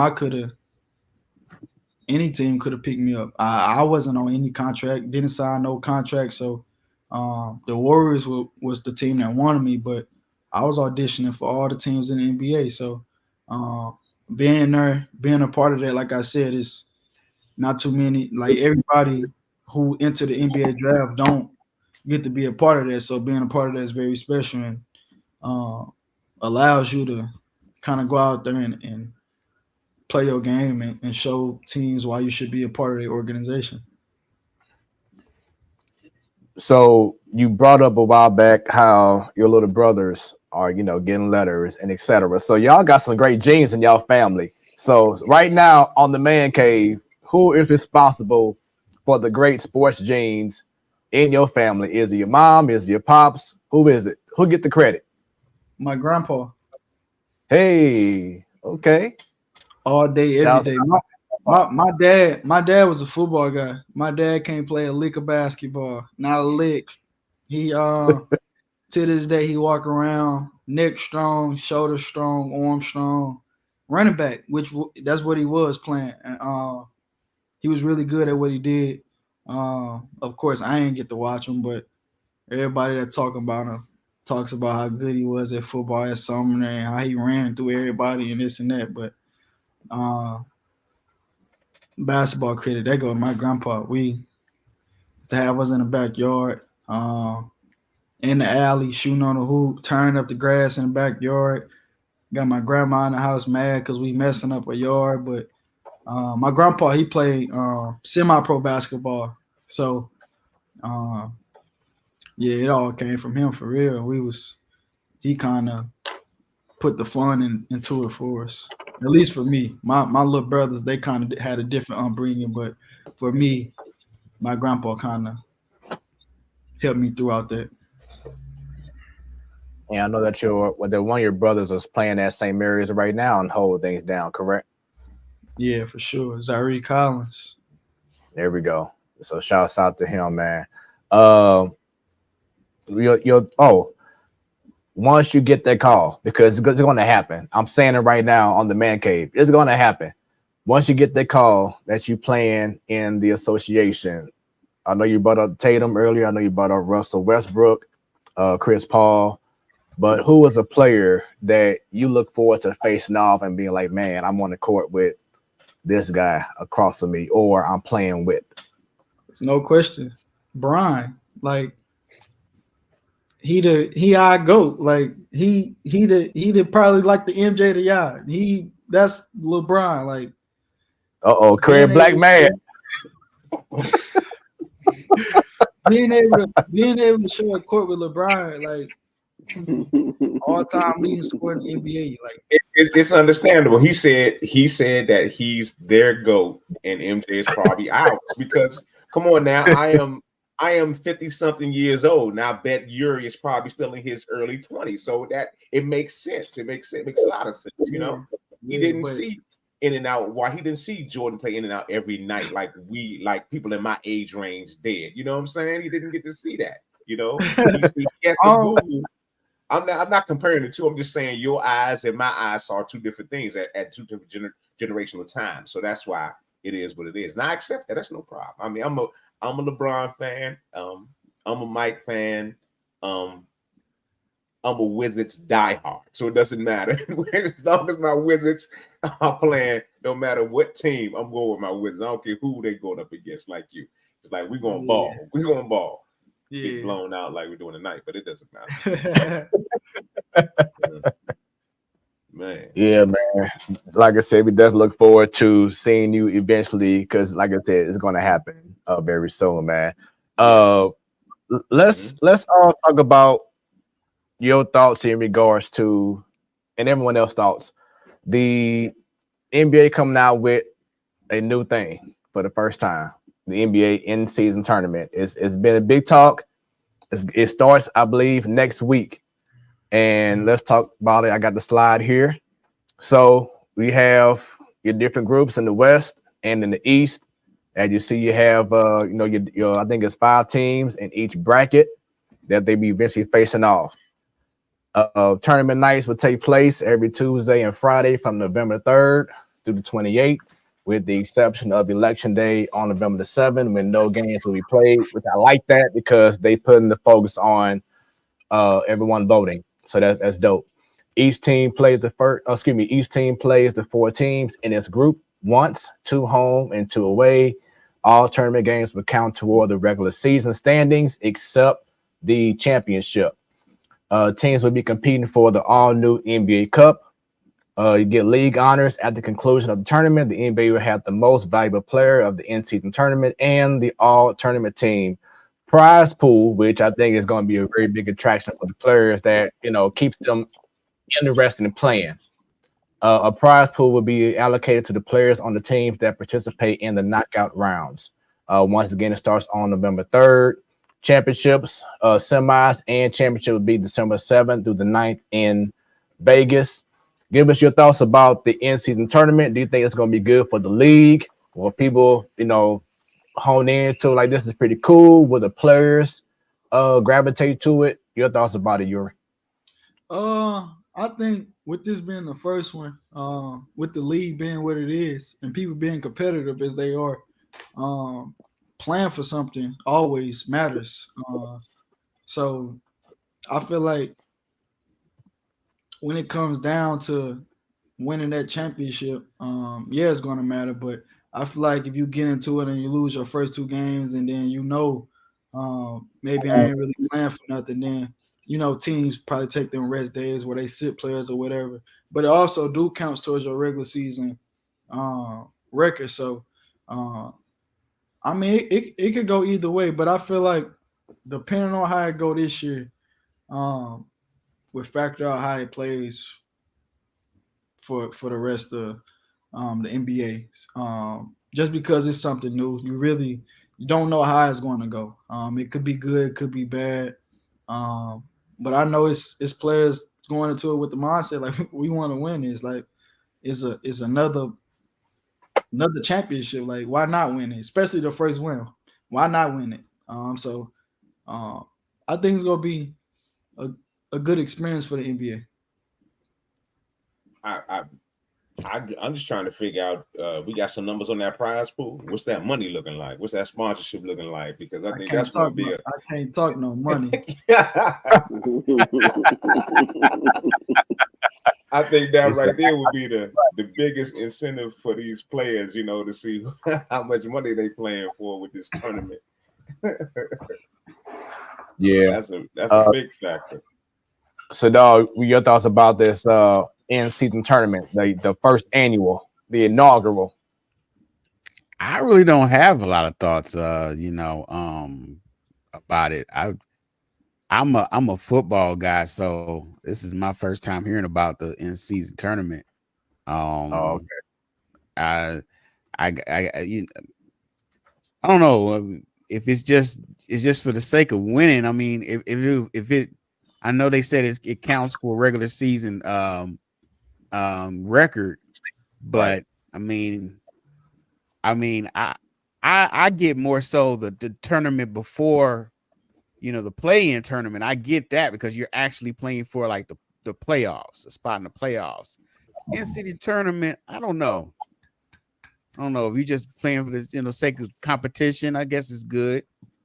It's some money, extra, money in the winner's pocket, but we'll see, man. I don't know. I guess this is the NBA's way of trying to drum up the beginning of the season to try to keep that fanfare going while you still got football and, baseball's lingering. Now you get the tail end of baseball. And you know what I'm saying? It's just, it creates more hype around the game. I look at it more of a, a marketing type of thing than anything. It looks like it's more, and also to try to stop a lot of the players and teams from what do they call it now? What they do with players when they sit them down. I guess the rest period. Yeah, taking all that time off. When some of the stars, aren't playing when they come to different cities. This gives them more incentive to be on the court. So I don't know. I'm pretty interested to see how it's going to be. To be honest with you, I think it may be cool. Mario, how about yourself? I mean, I kind of agree with what Yuri saying to it. I mean, it's kind of 50-50. You got to see how it play out, but I mean, also you got to look at from a competitive aspect of it, you look at some of these teams will never make the playoffs, period. So when you got a chance to win something now, and like Yuri said, be the first one to win it, you got a lot of bragging rights right there. Because some of these teams, when you put the back up again, Smooth, man, you got some teams in here, man. I'll tell you right now that are not going to make the playoffs. So I mean, let's call a spade a spade. I mean,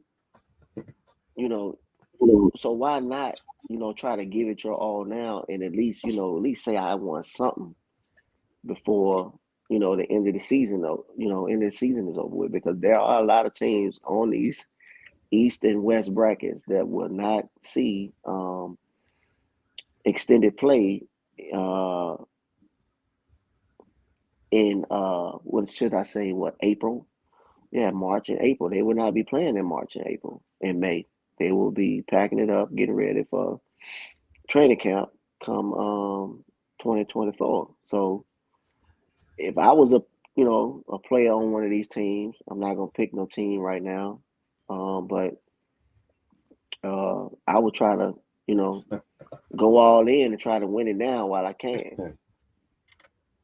And that's the word, Craig. Load management. That's the famous word right there. You know what? I'm a Cooper Loop. I want to put a pause in front of that load management, but go right ahead. Oh Lord. All right. So Yuri, one more thing.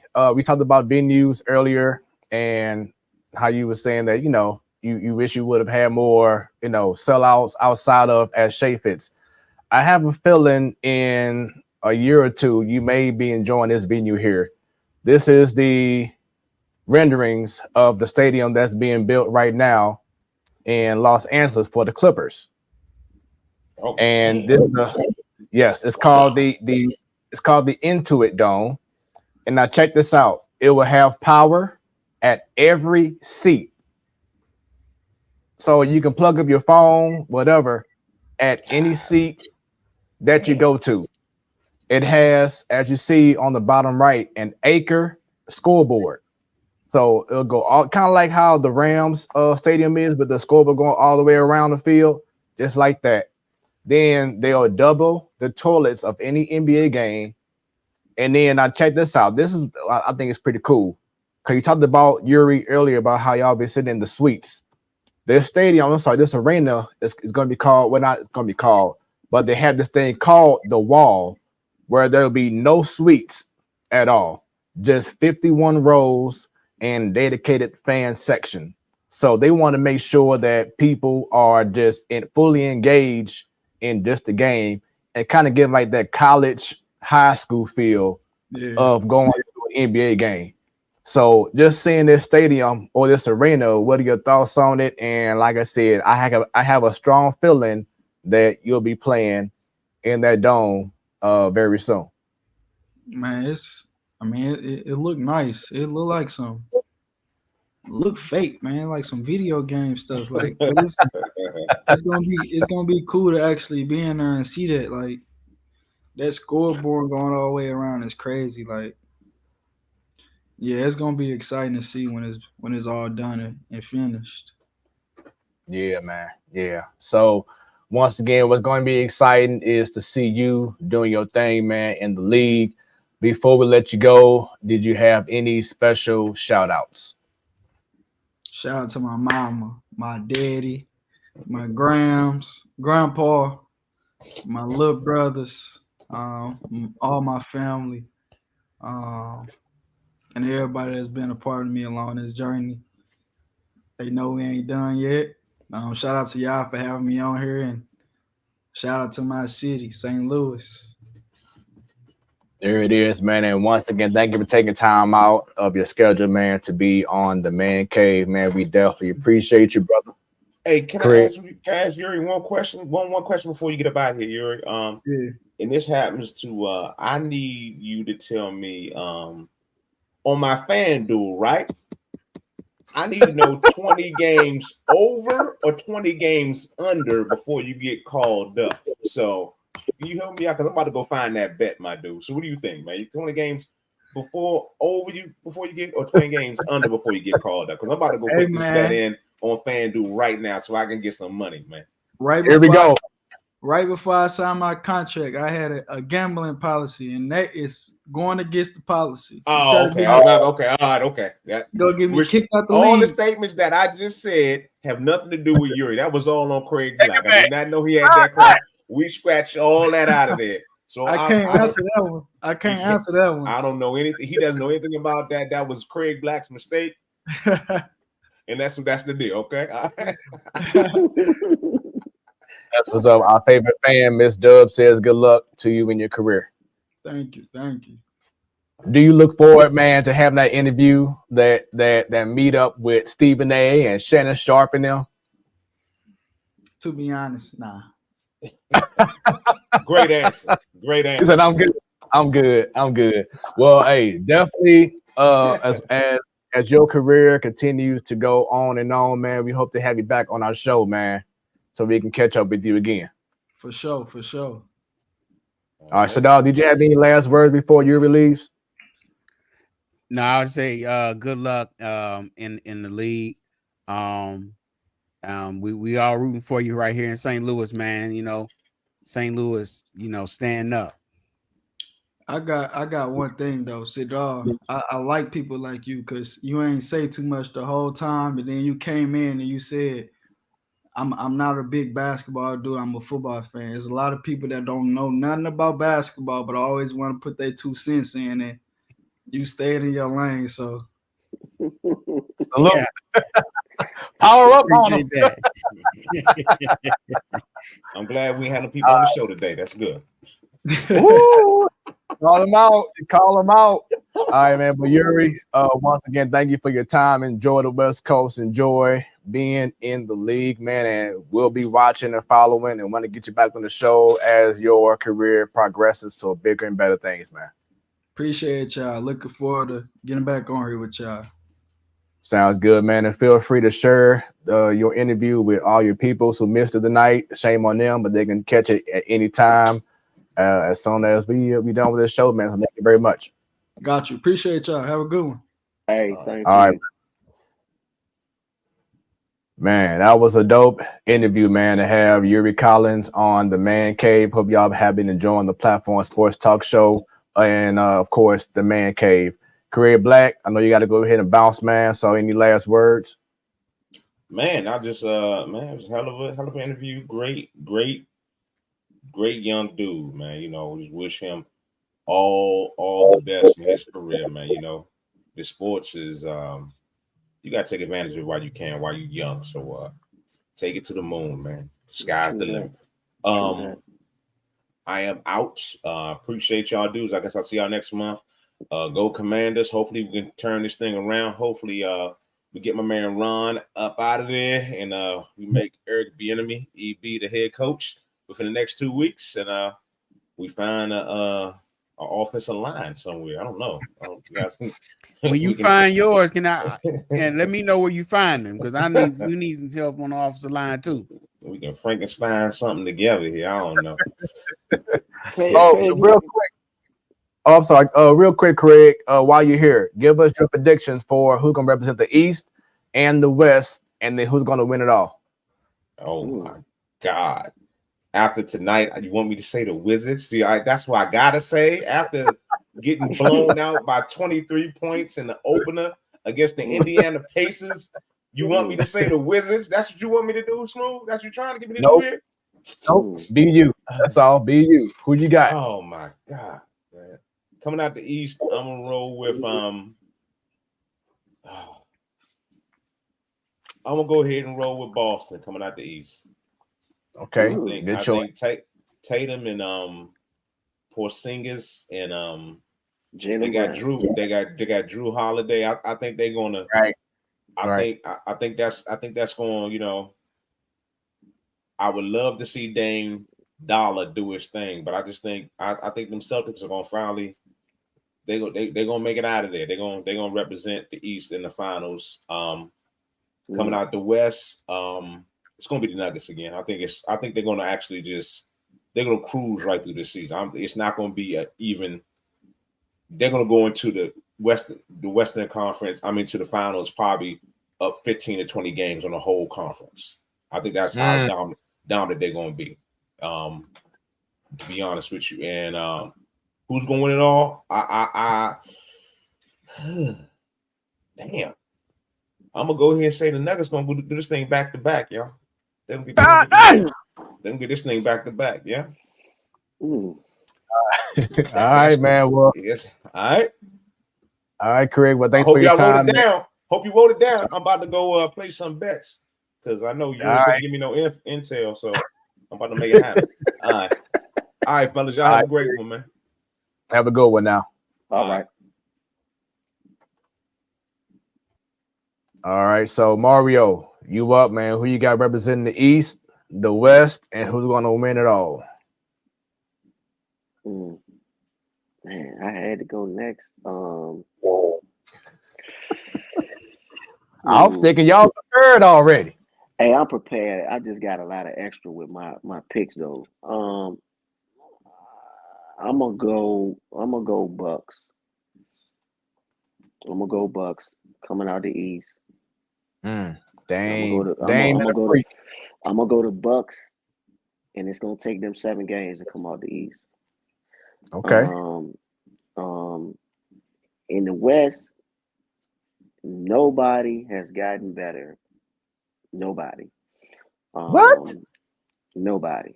I don't care if you like purple. I don't care if you like purple and gold. I'm gonna keep it 100. I don't care if you like the Chase Center either. Nobody's gotten better in the West.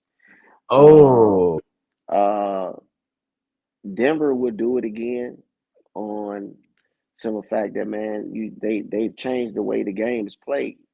If you look at it, for every championship team that has played, it has been a different style of basketball that's been played.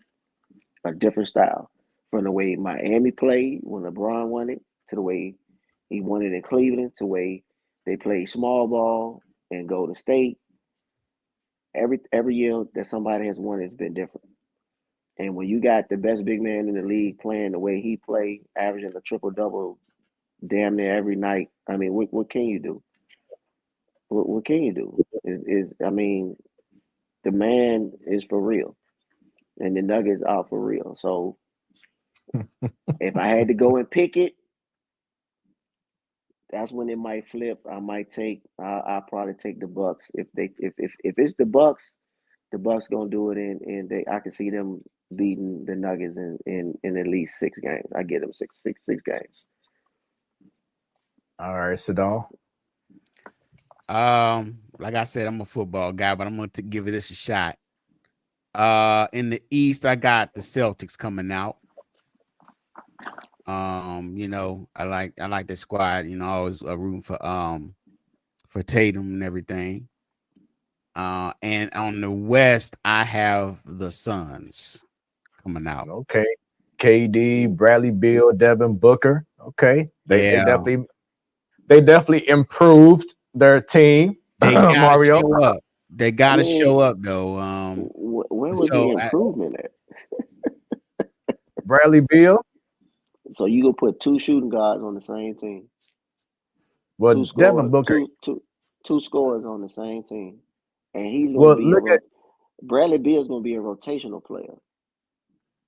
But look at Denver. That's how they won last year. Jamal Murray and Kentavious Caldwell-Pope. Yeah, but Jamal Murray isn't a actual transitional. Not transitional, but what's the word I'm trying to think of? He's not a normal point guard. You know what I'm saying? But he played point because he just fit that position because they didn't have an actual true point guard. But you saw what happened with that team. Yeah. I'll agree with you on that, but I just can't see. Phoenix will probably be the one that give them a run.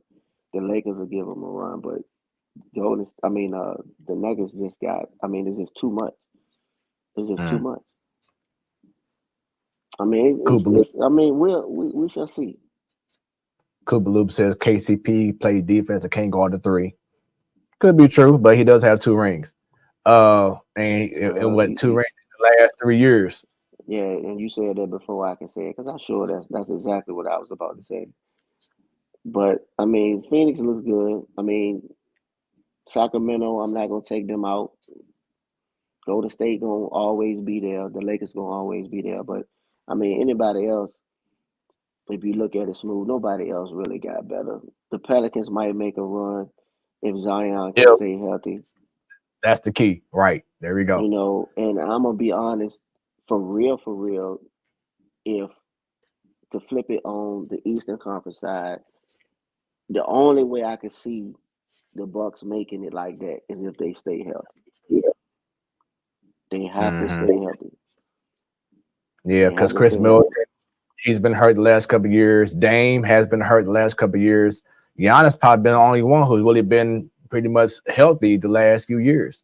Yeah, they have to stay healthy in order to make it to where to at least make it to the playoffs. I think they'll get there, but what I'm saying is they have to be physically healthy, ready to go. Boston is probably the only team in the East that got everything they need. Mm-hmm. And literally, I think they could be atop of the conference. I just think playoff is just when they get in the playoffs. It's just something about when they get in the playoffs, everything does not work like it's supposed to. And well, I'll say that. And so, who did you have winning the whole thing? Boston? No, I said the Bucks. No, Sadal. I'm sorry. Oh, yeah, I got Boston winning the whole thing. Okay, all right. Yeah. So for myself, I have to go with Boston as well. And because you brought up something great, Mario, about Boston and their roles in the playoffs. If you want Tatum and Brown to be the guys to win a championship, it's not going to happen. And let me explain, because you saw what happened in the finals against the Warriors. Boston had the opportunity to close out that series when they had a 3-2 lead. And what happened at the last 2 minutes of the game? They both was like, "Here, you do it. No, you do it. Here, you do it. No, whatever." No one wanted to take over and say, "You know what? Let me put the whole team on my back. I got y'all." Then last year, you had the opportunity to defeat the Heat. Didn't do it. Similar situation. No one wanted to say, "You know what? I'm going to be that guy." The difference this season, Drew Holiday, a guy that has won a championship with the Bucks a couple years ago. He's going to be that guy that's going to be like, "Hey, Tatum, what you doing? Take over." You know what I'm saying? Brown, what's happening? Guys, let's go. I think that he's going to be the biggest X factor for Boston to go to the finals and possibly win. Cooper Loop said, and this is true, Kristaps Porzingis has to stay healthy. He also has an issue with being on the floor, or lack of being on the floor. He has to stay healthy as well. On the West, you said no improvements. You talked about my purple and gold. They got some guys. I brought them on the main show. They brought in some guys. I mean, from Jackson Hayes to Christian Wood. Bringing in size. Tyrion Prince, guy can shoot threes. You just got Gabe Benson. He just played with the Heat, who made the finals last year. I am loving the additions that they brought to the team, and I'm so excited about this upcoming season. Well, this season that started yesterday, and with that being said, I'm going with the Nuggets.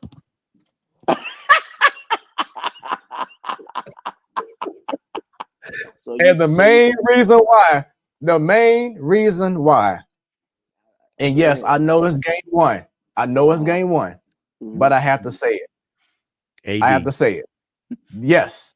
AD. Because LeBron said during the press conference, he said, this team now belongs to AD. He needs to be that guy every game.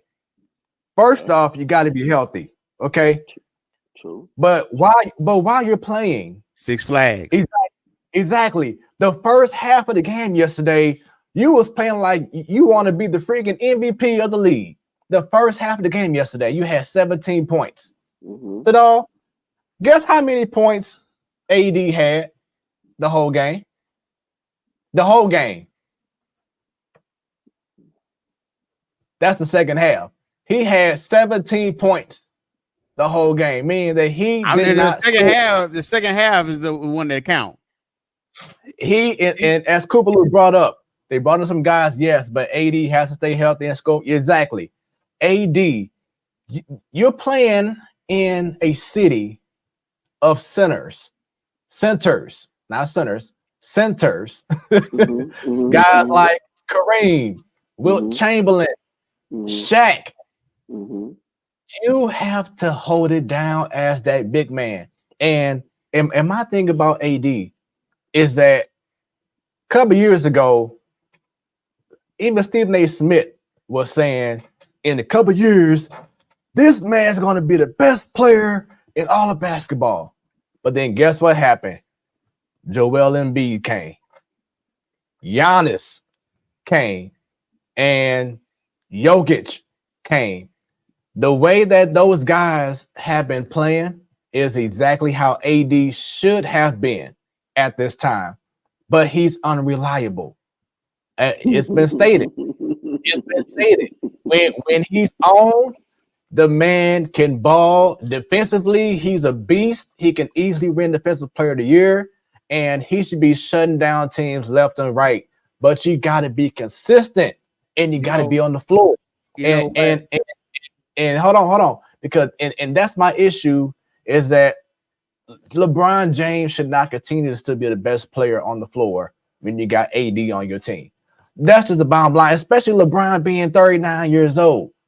AD needs, you know what I'm saying? Something that has to come into a system. Like he said he worked out in the offseason, he changed the mentality. He did in the first half, but second half, you was nowhere to be seen. So as long as he's been dependent on and he's not changing in regards to not being more consistent, I cannot happily say the Lakers will go all the way. I want them to. I'll be so happy. I'll be the first one to say I was wrong, and I love the Lakers. But until I see something different from AD, I cannot say that they will win the whole thing. I have the Nuggets going back to back because of what you saw last night. Jokic, the game is easy for him. It's easy for him. No matter how you try to guard him, the game is easy for him. Michael Porter Jr., he's going to keep on getting better and better. Dude is what? Almost 7 feet tall with handles and can shoot. Yeah, if he stays healthy. Yeah, he like 6'10". Exactly. Yeah. If he stays healthy, watch out. Jamal Murray, you know he's on the mission. Aaron Gordon is getting better and better every game he plays. Like everyone thought he was just a dunker, but now he's doing all these other things for the team. They have so many well-rounded pieces. The guys on the bench. Yes, they lost Bruce Brown, Jeff Green, but you still have the Christian Browns. You still have other guys who's coming in now. This team is stacked.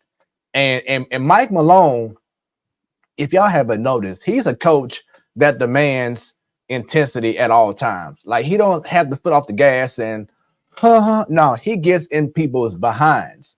So I like Denver going back to back. Sadal, you can go ahead now. I'm sorry. I had to go get my test. Yeah, that's exactly what I wanted to bring up because you went on a rant similar to Stephen A. Smith. I'm surprised you didn't bring that video up. You had all these videos. Right. Stephen A. went in on AD the other day. After this show, y'all need to pull that up and see. I saw it. Go crazy. Yeah.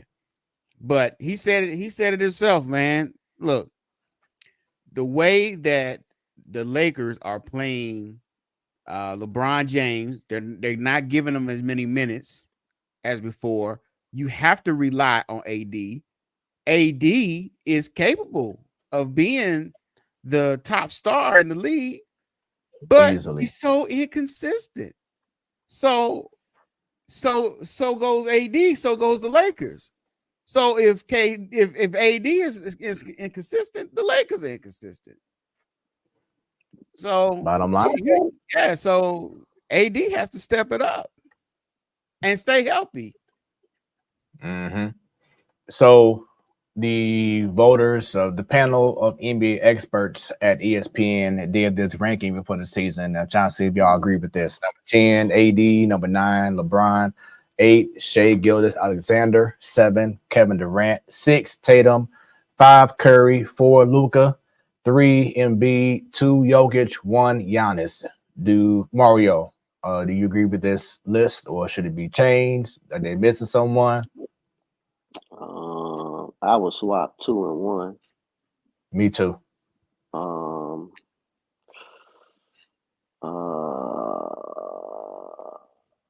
3 and 4.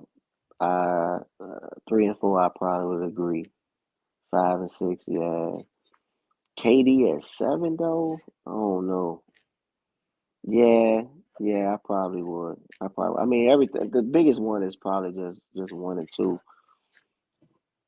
I mean, you saw it like I saw it last night, Fred. He makes it look so easy. I mean, whether you double him or not, and actually, to me, a lot of people don't really pay attention to is his court vision is probably one of the best out of Oh any my big God. man, big man that's playing the 5 right now. And right now, he plays it to whereas if you know he catches you inside the paint, he's going to take those shots within the paint. He don't mind taking 4, 5 dribbles, backing you down, wearing you out, instead of saying, well, I'm gonna pop out, I'm gonna shoot this jump shot.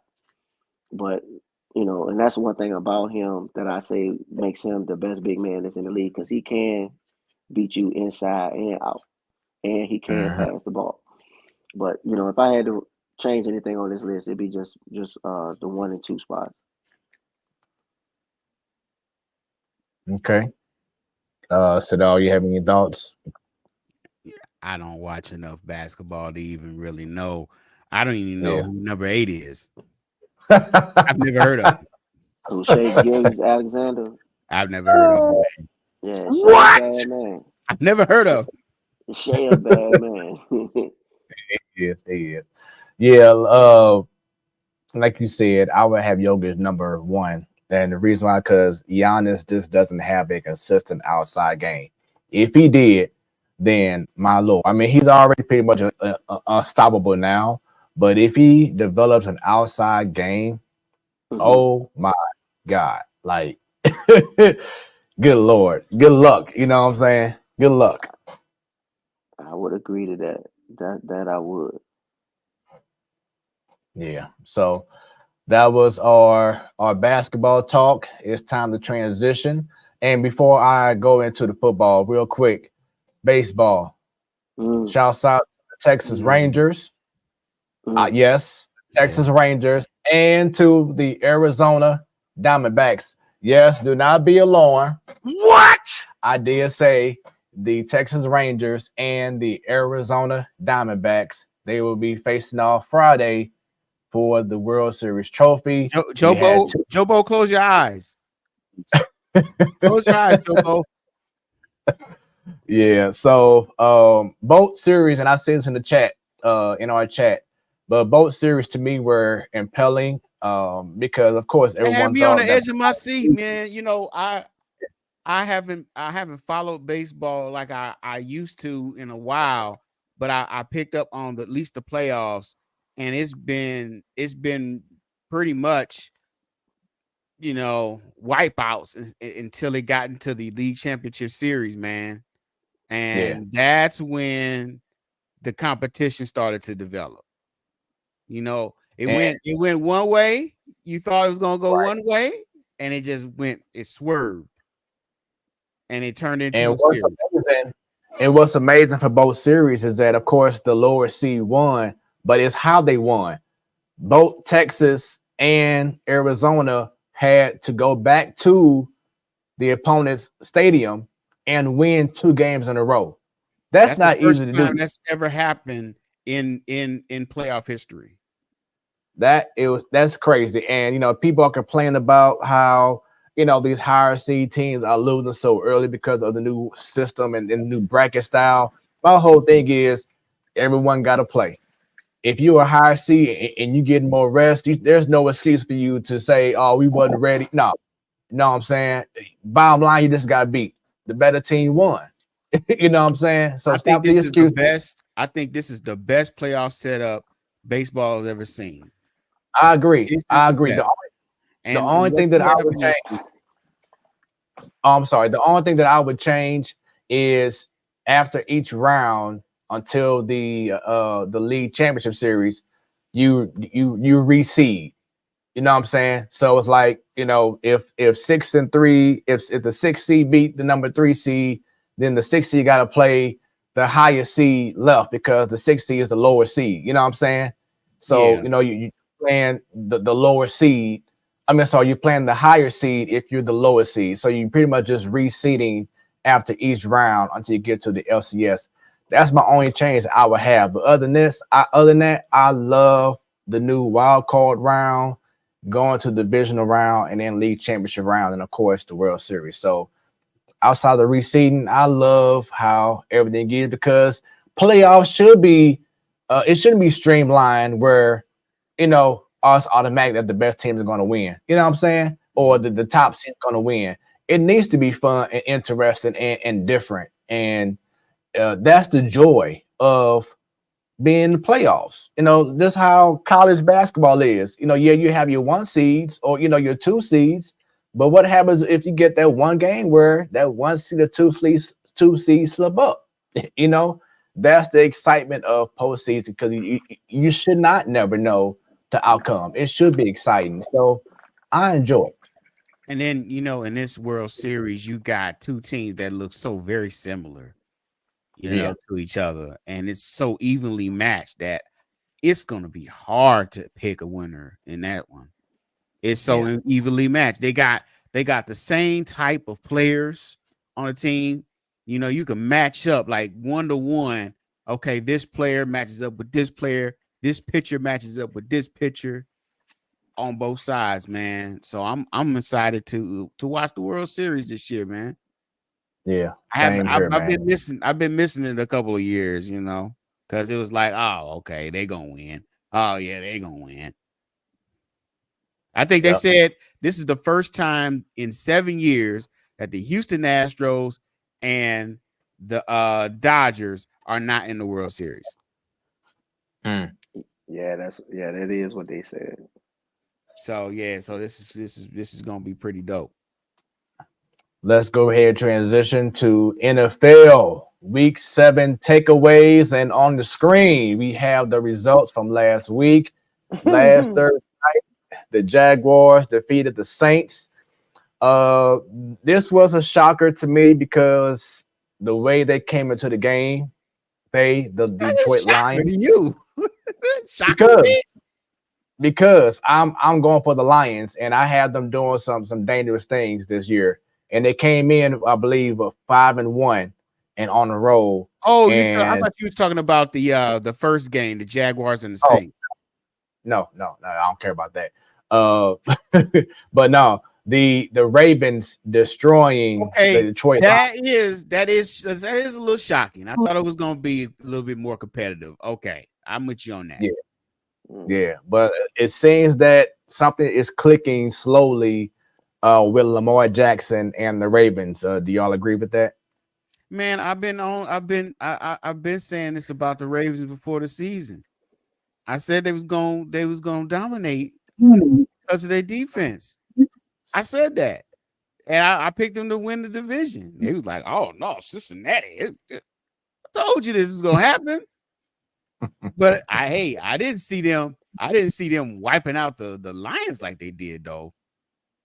I thought the Lions would at least put up a bit of a contest. Mario, your thoughts? I mean, I don't have too much to say about that game. It wasn't a shocker to me. Jared Goff is Jared Goff. To me, the Lions, honestly, they play just like their coach. They like a blue collar team. They're gonna come out there, and it's nothing really. I mean, they spectacular, but they're not somebody I'm gonna run to the TV and go see. You know what I'm saying? Now, I'm not, they are blue collar team. So for them to lose the way they lost last week, I mean, I could see it coming. I mean, Baltimore has a lot to prove, not just, to me, basically, they proven it to themselves. They know they've been there before. They know what they got. And I believe, like Sadal said, he picked them to win the division. I'm still looking at the way Cincinnati's turning things around now. It's going to either be Baltimore or Cincinnati when it comes down the stretch. Who's going to win the division or not? what I will say about Jared Goff, as incredible of a season he has been having so far, he is shaky when it gets to playing in certain places. You know what I'm saying? Playing outside, and we know when it's windy, if it's rainy. If it's not in Tampa Bay or in a dome, his passer rate may be at 27%, 27 point something. I would add to that, he is inconsistent in playing in big games. The only true big game, quote unquote, that he's ever like really performed well in was that thriller against KC in Los Angeles when they was going back and forth. Other than that, he really is not that guy in those big games. Trust me, I know. Rams fan here. And we had the game of two sad teams, the Bears and the Raiders. Bears won. The Browns. Shouts out to the unknown quarterback for the Bears showing up and showing out in that game, man. He had like 60-some family members at that game. Right. Might as well, because he ain't gonna stay on or remain in the quarterback once Fields ready. But the Browns beat the Colts 39-38. That was a screw job by the refs. I heard about that. Talk about this game here as well. Patriots and the Bills. Patriots won 29-25. Just when you think that you're getting the idea of maybe here come the Bills, then womp womp womp. Josh Allen, he had these games where you like, okay, he's that dude, but then he come out like he did last week and stinks it up, not being consistent like AD. Your thoughts on the Bills? Just overall, do y'all see them making the playoffs? Do y'all see anything happening with this team this year? I see them making the playoffs, but they're disappointing. I mean, first of all, you had one job. One. Beat the Patriots. They only won one game. And you couldn't do it, man. And we had to put the asterisk by Bill Belichick's name. He quote unquote won 200 games. Quote unquote. I guess that's what the records say. Outside of all the taping practices and games and stuff, I put an asterisk on it. But yeah, man. I mean, it's your division rivals, man. They only won one game. You had a chance to stomp them on out, move on, and you let those guys make it a game and beat y'all. That's crazy. Inconsistent. It's disappointing to me. I mean, I don't have too much to say. I think Buffalo right now is beating themselves. They shoot themselves in the foot. I think it's just. I mean, it's hard to explain when you every year you pick to win a division. You pick to go to divisional playoffs. It's our time, and right now they need to do some soul searching and find themselves, because right now Buffalo is beating Buffalo, and this is the way they played last week. That is not the way they should be playing going in, get ready to go into the playoffs, because they best when they at home. When they on the road, they tend to struggle when they on the road. But when they at home at Orchard Park, they play great football. and they need to figure that out. Now, something I don't understand, if y'all haven't seen it, Buffalo is building a new football stadium. Now, Buffalo is known to have terrible weather. It was so bad last year, they had a blizzard that they had to play their home game in, I think, Detroit. Yes. Why would you build a new stadium and it be open air? Because it's in their DNA. It's Buffalo. You don't put a dome over Lambeau Field. I mean, No, Buffalo. No, I don't it's a part of their DNA. I mean, when you look over the great moments in Bill's history, it's been in those cold weather games. You know, that great comeback against the Houston Oilers is it's just cold, the snow on the ground, and Houston had to come in there. They were the dome team, and they went up big at half, and they came back. It was in the cold. I mean, those crazy fans. They got the shirt off. They got the Bills painted all over them, logo painted all over them. I mean, it's part of their DNA. It's just like Green Bay. It's part of their DNA. But you know what is also part of the DNA, Sadal? You brought up that great game, but have they won a Super Bowl? Man, see, that's just, I mean, that's just the football guys being so cruel, man. The football guys were so cold they couldn't vote for. That's so cold, man. I'm glad I'm not a Bills fan, because I would have tried to choke you out right now, Smooth. That was cold-blooded. Cold-blooded. That is I'm just saying. It is what it is. It's the gods talking. Let's jump down though. Steelers and Rams. Unfortunately, for you, Sadal. This was an opportunity for the Rams to have that kind of game where it's like, okay, we're on that right path. Not saying that they still can't do it, but it felt like, especially the first half of the game, the Rams were showing something, but then the second half, it's kind of like AD, like boom, it was 0, like nothing happened else. And this could have been the kind of game where you like, okay, we're getting our footing, we're about to be over 500, get some more respect as we go into Dallas next week, this Sunday, whatever it is, and they blew it.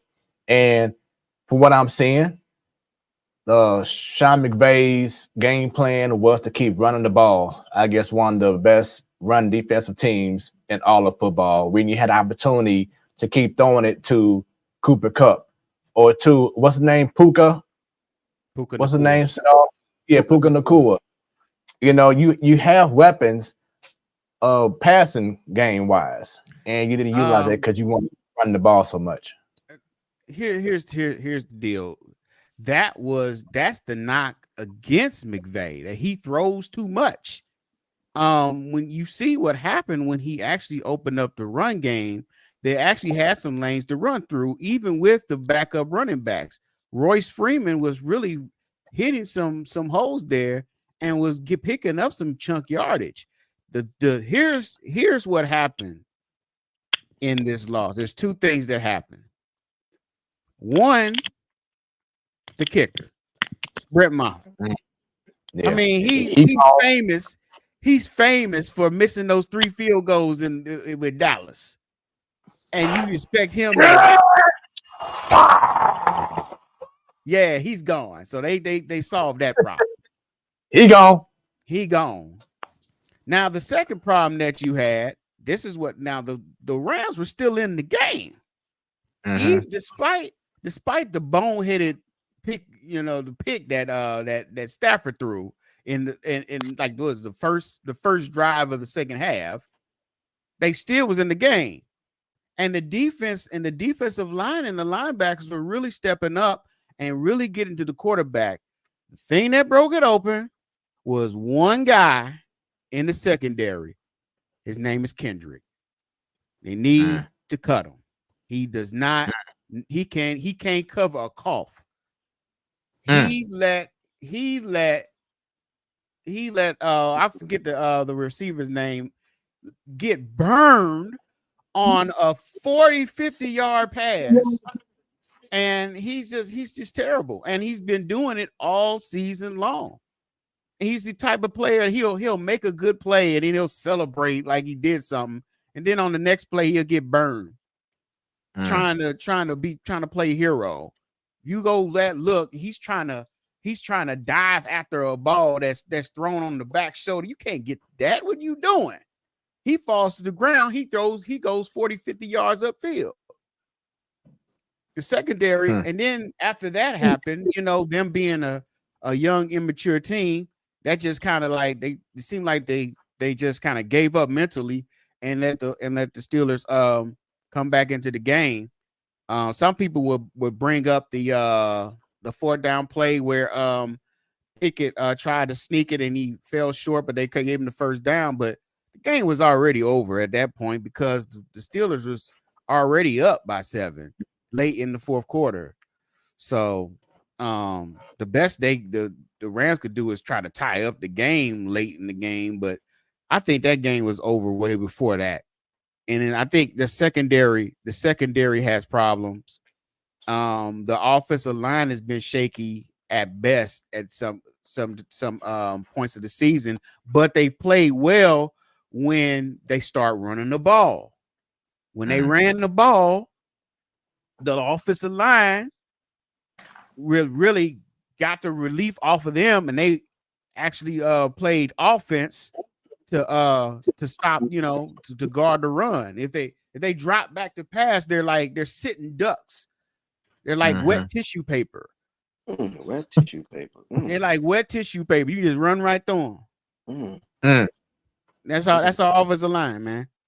So I think it's a good call for them to run the ball. And when they was running the ball, they were really set themselves up to win. Look at the Cardinals game the week before. And they ran the ball. They didn't run the ball the first half. They were getting beat. Then the second half, they ran the ball. Then that's when they destroyed the Cardinals. But I'm gonna get off my soapbox. Hey, I like it. Let's talk about Sunday Night Football and Monday Night Football. I was looking forward to the Eagles and Dolphins game, but after that, should the Miami Dolphins be called the Miami Frauds? I let Mario go. You say you gonna let me go, Sadal? I'm gonna let you go. You gonna let me go? Hey, everybody that been on their soapbox. I guess it's my turn now. I'm not gonna say we fraud, Smooth. It's just that, like I've been telling everybody else,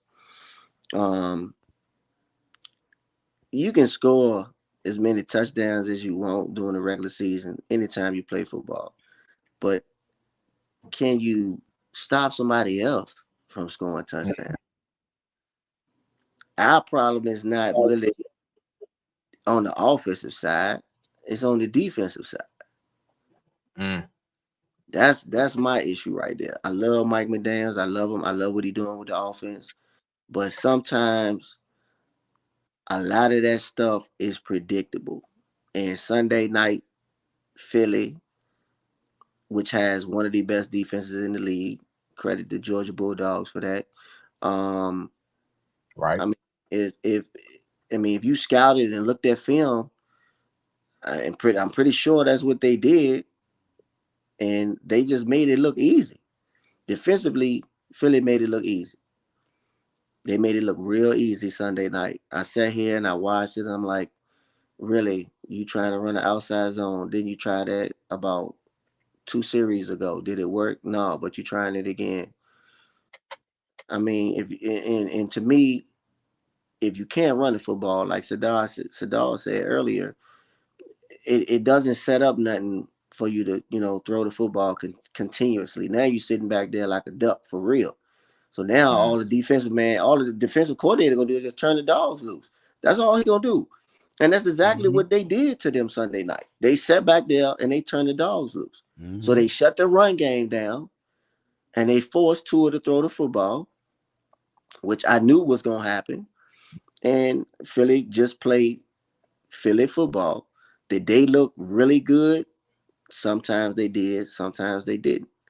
But, you know, we're not a fraud. I just think that defensively, we need to get better on the defensive side of the football.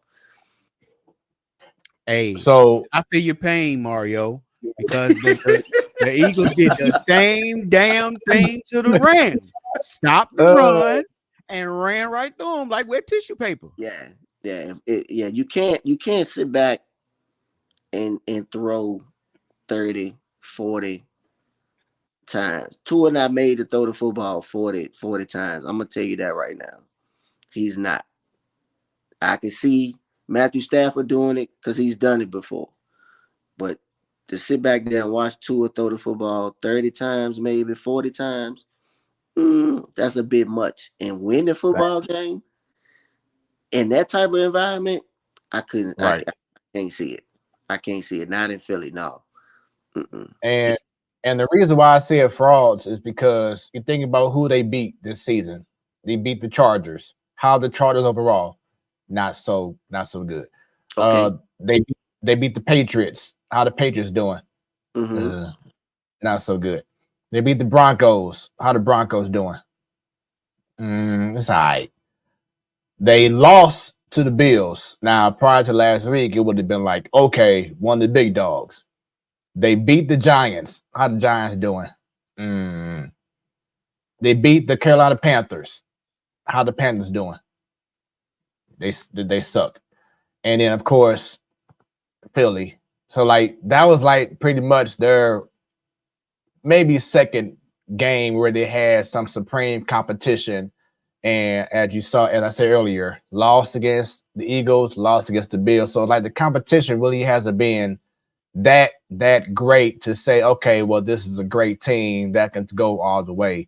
Hopefully, and Chris Collinsworth said this past Sunday night, that this could be a great thing for Miami because they finally got a chance to play a team that's going to give them something that they have not seen. So maybe that could propel them to now go throughout the rest of the season and say, okay, here we go. Because I think in next week or in 2 weeks, they face the Chiefs. So they have to get ready for that game. Yeah, they play the Chiefs in Germany next week. They play them. Yeah. They play them next week. And, you know, like I told the guys that I work with, I mean, every team that starts off great like this, you're going to run into a team where you're going to get measured by. The first team they got measured by Buffalo. I knew they weren't going to be Buffalo, not at Orchard Park anyway. And they got beat by 30. I think they only scored 10 points in that game. So, matter of fact, yeah, I think they lost 38 to 10 in that game. No, 20. They had 20. So they got 20. So yeah, they only scored 20 points. Then Sunday night, they only scored 17 points. So to me, right now, it's you I think you've gotten your wake-up call to where you need to be. So now we'll just see if they can handle the adversity of getting, you know, losing 2 games to 2 better teams. And then Monday Night Football, San Fran loses 2 in a row to the Vikings. I wish T-Bone was watching right now, so he can comment. But looks like Brock Purdy He ain't gonna show up for this one. He only shows up when they winning and like, what happened? I don't know what happened. You know what happened, man. Quit capping. Looks like Brock Purdy is getting exposed. Because prior to last week's game, he didn't come in. He didn't have an interception at all as a starting quarterback. And now the last 2 games, he's been getting picked off. And teams are realizing now, here we go. Here we go. T-Bone Funk is in the man cave. What's going on, T-Bone? I'm surprised you showed your face this week. You know, I am not afraid. Oh, I am shocked. I am not It's afraid. T-Bone Funk, everybody. I am not afraid. I wonder why he's here. Because sometimes it's the best of times, and sometimes as you know, it's the worst of times. And I am not to run from any of the situations. So I'm here for, what do the kids call it these days? The smoke. All right. So you go ahead and get them jokes off, because I want to show you what a real fan is supposed to look like. Ooh. Not a real fan. A real fan. Real fan. Okay, whatever that means. Okay. Hey, I feel like, man, I want to keep on watching. I will say this, T. In that last possession that y'all had before Purdy threw that pick, if he wouldn't have threw that pick, I think y'all would have tied the game up right there. Well, they would have had to get in the end zone, but what we didn't know at the time was he was concussed. Oh wow. That must be why he threw the ball before Jennings came out of that break. I mean, we didn't know he was concussed. I mean, because that play where they went for it on, what was it, 4th and 1, I think it was. Yeah. That's when he got knocked. I just saw the replay of that earlier, because I guess he might not actually be playing this week coming up, because he's in concussion protocol right now. Yeah, I believe that is what cost them the game right there. That one pick that Brock Purdy threw when it was I don't know, I can't remember how many minutes it was left in the game. It was only like probably about 20-something seconds. Yeah. It was getting close to the end. I mean, they were within the range, but look, I will say the Vikings definitely earned that win. They did what they needed to do. They, Kirk Cousins played like he was trying to get some more money from another team. And, I can't say nothing bad about them. The week before, different story. But, I can't say nothing bad about the Vikings win. So I'll just sit here and Sadal, go ahead and get them jokes off. What we gonna party like it's 1999? Is that what you want to say? Oh, you want to see our last championship? It's got to be on VHS. What else you got for me? Huh? You don't know what you don't know what I was gonna say. I'm pulling the 8. I'm not like T. I'm not like T. Look, I'm not like you, man. I don't dance around people's sorrows when they losing and act like this is the greatest thing in the world that I've seen in the world. I mean, look, it's the NFL, man, and it happens. It happens. Look, the 49ers wasn't at full strength. They had key players out. Trust me, I know how that could be. So you didn't have. I haven't seen the games. Forgive me for not watching the 49ers game, but I believe you didn't have McCaffrey, you didn't have Debo, you didn't have Williams on the line. So you wasn't really playing at full strength. So I mean, things are gonna happen. And then you had a Browns team that has a great defensive line. And then you had a Vikings team that could be up and down, but I don't know what happened in that. I don't know. I didn't see the game. So I really don't have. I mean, look, 49ers are still one of the best teams in the league on paper. At least that, on paper. So, hey, happens. And that's what I want to bring up. Let me pull up this slide as I show the standings. But after these games this week, looks like we may have some possible answers in regards to the cream of the crop.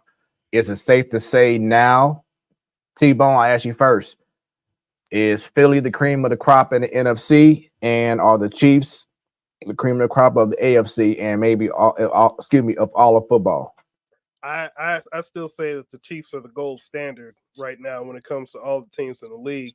As far as Philly, I'm not as sold on Philly. Don't get me wrong, they're good, but as we saw the week before, Philly and the 49ers and the Eagles both lost the same week. One game right after the other. And I'm not convinced that I'm not convinced that the Eagles are necessarily better than the Lions. Although after what happened with the Lions this week, man, you might want to. Maybe they, maybe they thought this was the bye week. I don't know, but we'll see. I mean, they face each other in week 12, I think it is, the 49ers and the Eagles. So which is funny because some commentator actually thought that they didn't face each other in the season. But I don't know if they were corrected or not. But all I can tell you right now is that the Carolina Panthers will not be in the Super Bowl this year.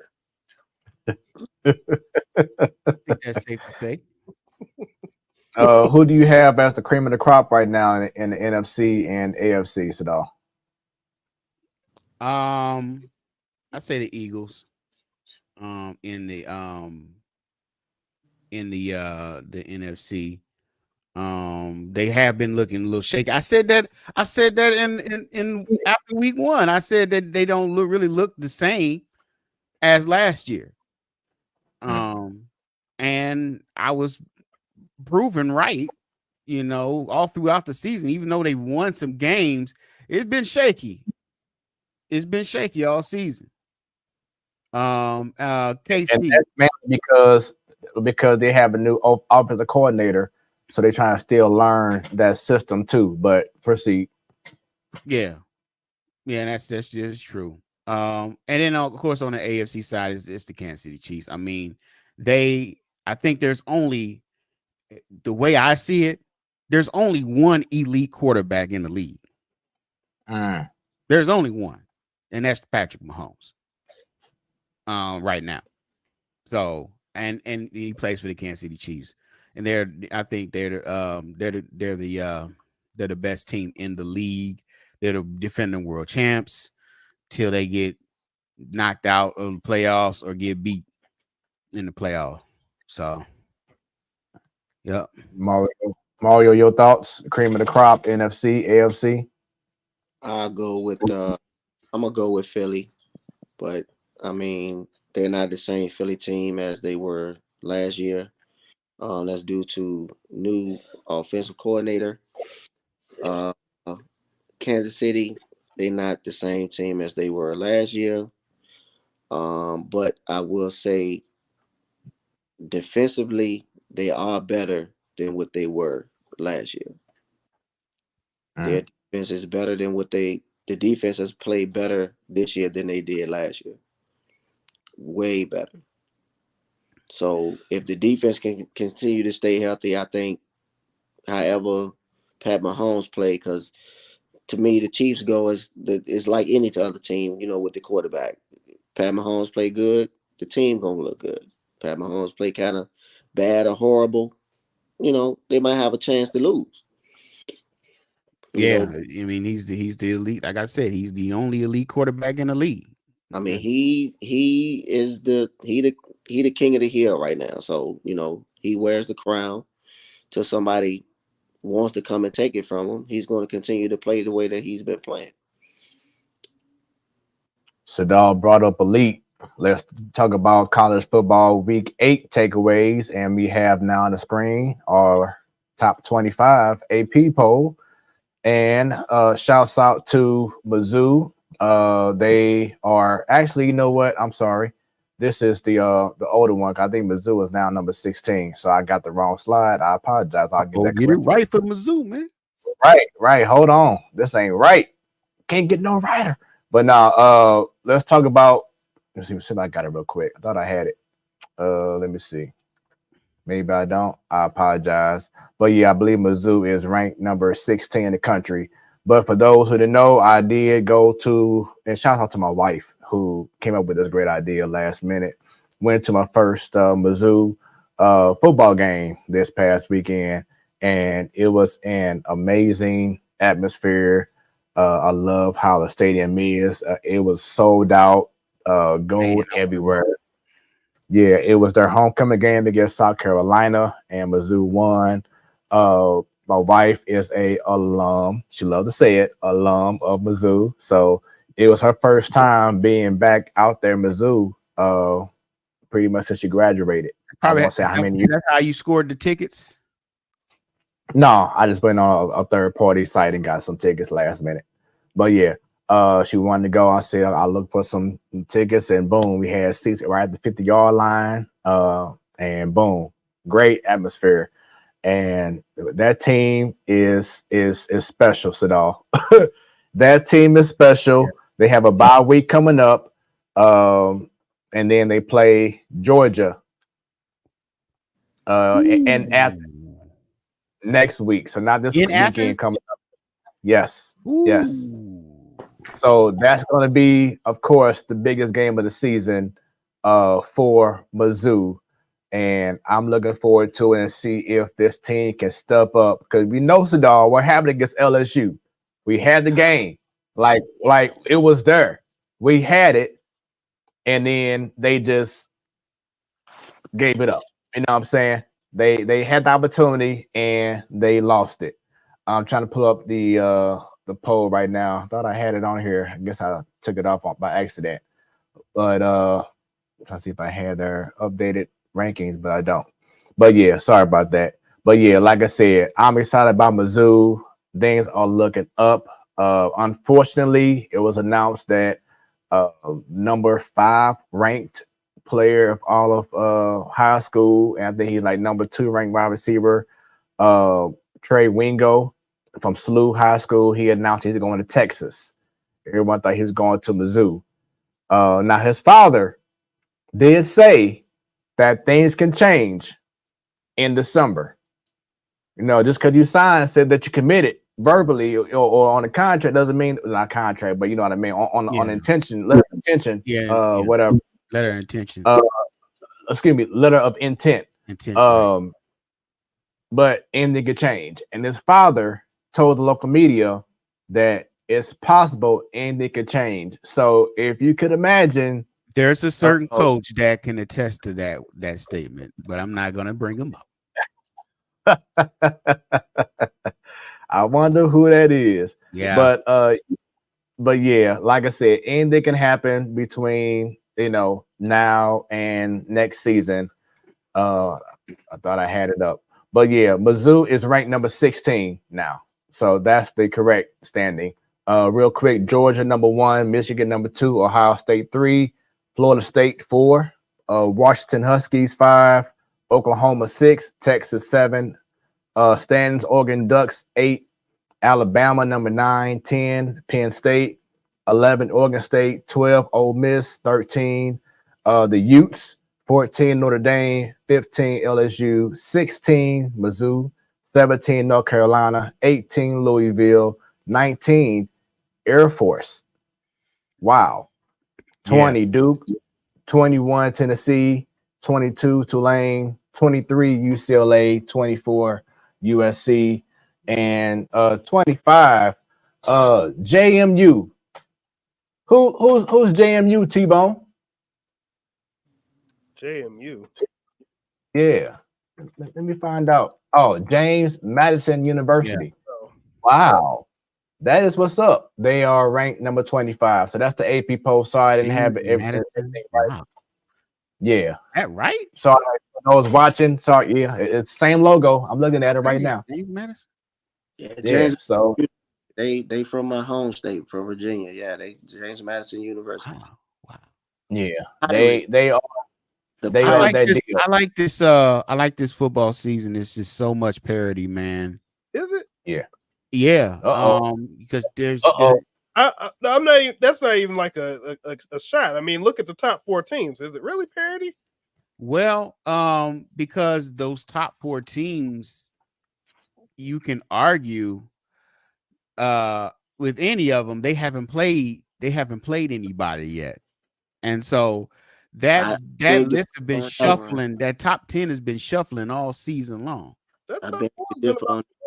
Top 4 have played. Florida State played Clemson and didn't look impressive, but they won the game. Right, that's what I'm saying. Like there's always a dominant team that you thinking, oh, they're gonna roll. Like Alabama, you say, oh yeah, I'm gonna go. But you can't really say that about any one team this year. Ohio State, that, oh, this team is just gonna roll onto the. You really can't. Ohio State played Penn State last weekend. Right, but And you think they're going to be the dominant? There's no dominant team. I mean, there may not be a dominant team, but they're still like at the top. It's still the same teams. Yeah, they're the same teams, but they're not. I mean, they're not rock solid dominant like Alabama was. When Alabama was like patrolling number one, it was like, okay, there's nobody gonna beat them. They're not beatable. I mean, right now, Georgia's holding a record right now for the number of weeks they've been number one. Yep, until they play somebody like Alabama or somebody like LSU or somebody like Tennessee. We're LSU number 15 LSU. All right. Mm-hmm. Number 21 Tennessee. Mm-hmm. Number 9 Alabama. Mm-hmm. The reason why they ranked 9, 15, and 21. Yeah. There's reasons why that the teams that are not in the top 10 that was in the top 10, True. Like Oregon. Oregon is in the top 10, but I mean, USC. Yeah, USC. Look how far they dropped. So, and speaking of dropping, there's one team on here, T-Bone, that we have not mentioned and seen on this top 25 that pretty much had a dip over the last few weeks, and that's the Colorado Buffaloes. Do you feel because of success they had? Where they at? Where they at?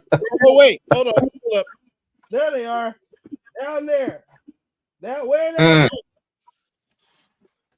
All right. You wonder why people you just looking behind your shoulder about somebody coming after you because of stuff like that right there. Hey, listen. I ain't even gonna say that joke. Never mind. Oh Lord.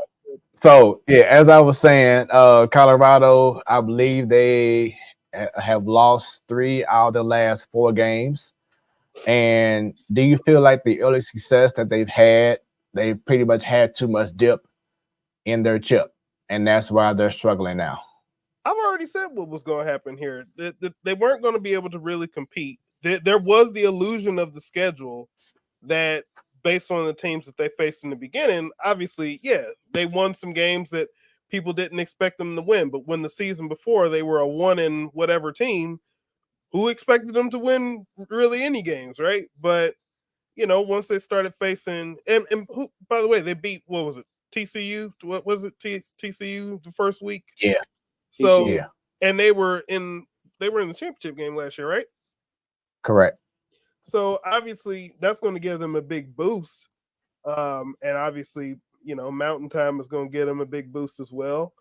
And now they're in the part of the schedule where they're facing tougher teams and having to deal with some adversity. And they're not going to do well this year. The rest of the schedule not looking too good. They may get one more win, and that's fine. They're going to have some buzz coming from some more players next year, and they'll probably wind up getting an extra win or two. But I can't. If you have real aspirations, I don't see people just flocking there, after this season, because again, they've lost some games, and you can already kind of see like how it's going to go if they lose.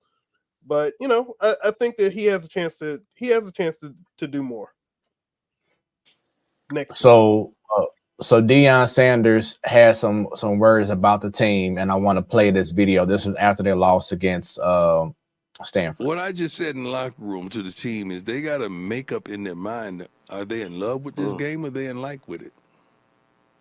Because when you love something, you give to it unconditionally. You give everything you got. Without a shadow of a doubt, I am truly 100% in love with this thing.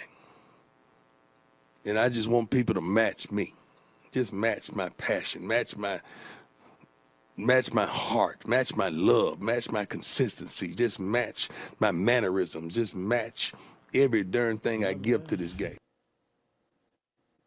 That video is courtesy of Travis Hunter's Bleacher Report show that he has weekly. But your thoughts on that? Let's start with you first. Yeah, I think, well, we knew coming into the season that they've made some strides with their roster, but they're still not at a place where they want to be. Dion has high expectations for his team, but the problem is those expectations have to match with skill level and talent. And he just doesn't have that skill level and talent right now. That's why people coming into the season were like, it's Deion Sanders. He's bringing in, a lot of buzz and things to the team. It's great. But what are they going to do on the field? And that's where the whole thing was, you don't believe. Yeah, he believes because he's a Hall of Fame football player. I mean, he has that mentality of a Hall of Fame football player, but a lot of those players don't have that mentality as of yet. They may not be as confident in their skill level. They just, it's just that's just the way it is. But until he can get the right players that he wants on the team that matches his expectations, it's really going to be lopsided. But contrary to what some people believe, I do think he can still attract players to the team. A lot of people said, "Wow, he's not going to do anything in the portal," because people got to realize when he got those players in the portals, those were just the players that were available at that time in the portal. Now, next year, he's going to be working with a whole different pool of players. People from college, people from all over the place. So it's not just going to be just those players in the portal. He's going to have a whole pool of players that he's to choose from, and he's going to attract some players. It's going to happen. Just this year is just not going to happen this year. Mario, your thoughts? Sadal pretty much said everything right there. As he transitions to next year, everybody knows he goes Big 12 next year. Dion is just basically laying a foundation. He's going to build a house. You got to put it down brick by brick, layer by layer, until he gets it the way he wants it. And, the way T-Bone was saying earlier, they may not win but one more game depending on how their schedule is and everything. But, in order to be successful, you got to struggle. You know what I'm saying? They got to crawl before they can, walk. And that's what they're doing right now. They're going to take their lumps. They're going to take their bruises and everything like that. But like Dion said in the press conference one time before after the game, if you're going to get me now. So I can see them improving, each year. I wouldn't say that they're going to be ready for a championship in 2 years. So let's see what happens in the next 3 years if he's still there, which I think he will be. And let's see if we going to have the same conversation 3 years from now. I'll say this. You can call them mountain time. You can call them halftime. You can call them whatever you want to now. Man, that's a good one. That's a good one. But in a couple of years, you're going to call him a winner. No, I won't, because here's the problem that he has, and this is what you start. This is what I think people are failing to realize is that we're in a different era that's not superstar athletes, being the best that they can on the field. People are trying to build brands, and while it is somewhat of a good idea to be associated with Deion Sanders, you're not going to be a bigger brand on your team than Deion Sanders unless your name is Shador. But I think that's something that is a miscalculation. Is one, players want to build their brand while they're building their draft stock. And you're going to have difficulty building that brand if you're on Deion's team. Even though, yes, you get the publicity. If something goes wrong, he's calling you out. He may not. Sometimes he does call people out by name. I can't remember the player that he was talking about a few weeks ago. But, you're not going to want to be in that situation. You're going to want to be treated like you're already a star, and you're not going to want to get that criticism. If you're of that age, of this current generation, the best players want to be treated the best. And I don't know if people are necessarily going to feel that way with them. T-Bone. What you don't realize is that people's brands are boosted when they are under Deion Sanders' brand, because if you haven't looked lately, Deion Sanders Jr.'s well-off media. Who? Yeah, Deion Sanders Jr. Well-off. Yeah, you can say who all you want to, but you're missing it. Smooth. That clip you just pulled up, you said whose radio show was that from? Travis Hunter. Travis Hunter has a radio show. Who else has a radio show that's a current player right now? Don't know. But yeah, of course. Yeah, see, that's just an example right there that people are building their brands up. You're right. But how many cornerbacks is he going to have on his team that he's going to take a special interest to? Because that's why he has the special interest with him, because he's a cornerback. How many running backs? If you haven't looked at his social media following the well-off brand, he's getting thousands and thousands of views on those videos. And there's videos of all of his players in the locker room, in the cafeteria, interacting with each other. People are watching this. People know who these players are. Of course, you don't, because you don't care about the team. I said, okay, hey, maybe I'm wrong. We'll see what happens in the draft, and we'll see what happens with recruiting. We'll see what happens. Hey, real quick, for those listening on Hot 365 Radio, we appreciate y'all time. This stream will be cut off on Hot 365 Radio in a minute. So tune in on Facebook. We're going to end this stream as well very soon. I just want to get this last topic in before we go ahead and leave. But for those listening on Hot 365 Radio, the stream will cut off in the next minute and a half or so. So go on Facebook or YouTube or on the X, put in the platform Sports Talk Show, and check out some more of our show. But going back, Sadal, T-Bone, did you have any more points? No, that's it. I think at this stage, after some events that have happened, not on the football field, some people are going to learn that the power of celebrity ain't exactly what people think it is. You'll figure that one out. Think about it. Stay tuned. We'll see. So, just like some predictions, they just don't come true. Oh. So, speaking of the power of just being on top and doing your thing. If y'all haven't seen this clip as we end the show, last week or 2 weeks ago now, the game day crew from ESPN College Game Day, they were in the University of Washington, and they have a quarterback. T-Bone already knows. They have a quarterback. They have a quarterback, and he's doing his thing. The Huskies are undefeated.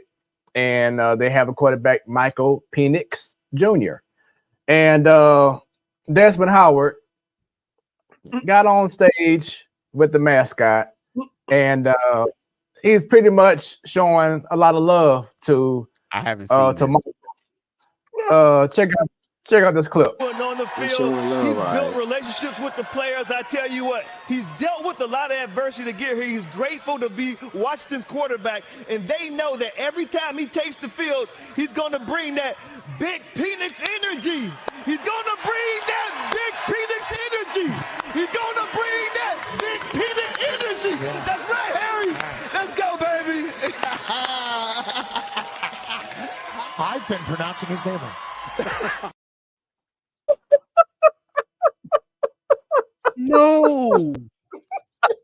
No. Yes. No. Yes, yes. He didn't tell me. He did not just say that with no hesitation. Thinking that the crowd was gonna chant it with him. He thought the crowd was gonna be in it with him. He was there's nobody. That's a pause moment. You talking about pause?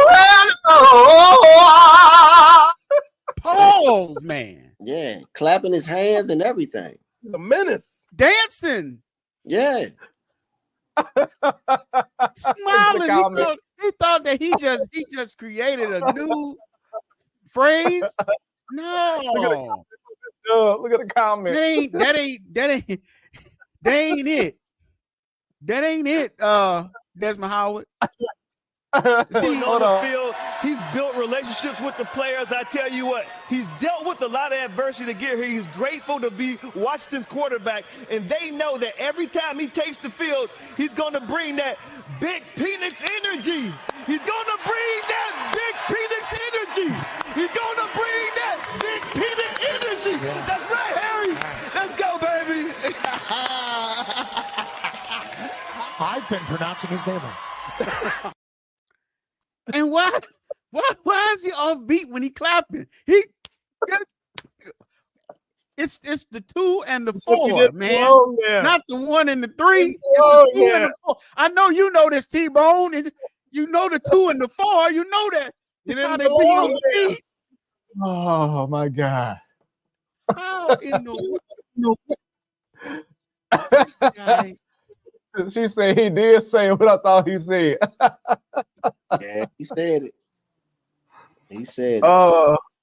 With that being said, y'all, this is your Wednesday night Sports Delight, the platform sports talk show. Shouts out to our special guest, Yuri Collins, who came on, and we had an incredible interview with him. Craig Black, who was on earlier. The Stand, shouts out to you, man. We'll see you next month. Got the homies, man, the fam, Sadal, Mario, T-Bone came back. How's law school going real quick, T-Bone? Well, we're on our fall break, which means we got a Monday and Tuesday off. But not Wednesday. Wednesday and Thursday, preparing for a good crim law. So, I think I got some good knowledge. So, I've learned a lot since I started. I will say that. Learned a lot.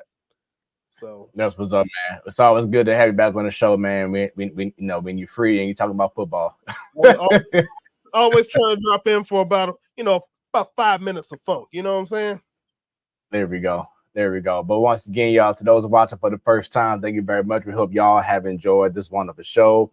If you have a special guest that you think would be incredible, like Yuri Collins was this evening, email us at platformsportstalkshow@gmail.com.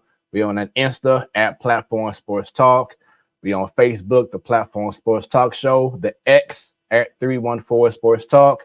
Go on YouTube, subscribe to the all, click on that bell. Because anytime we go live, you will be notified. The show will be archived on Facebook, on X, on YouTube, on Roku as well. You can listen to us high def, crystal quality on Hot 365 Radio.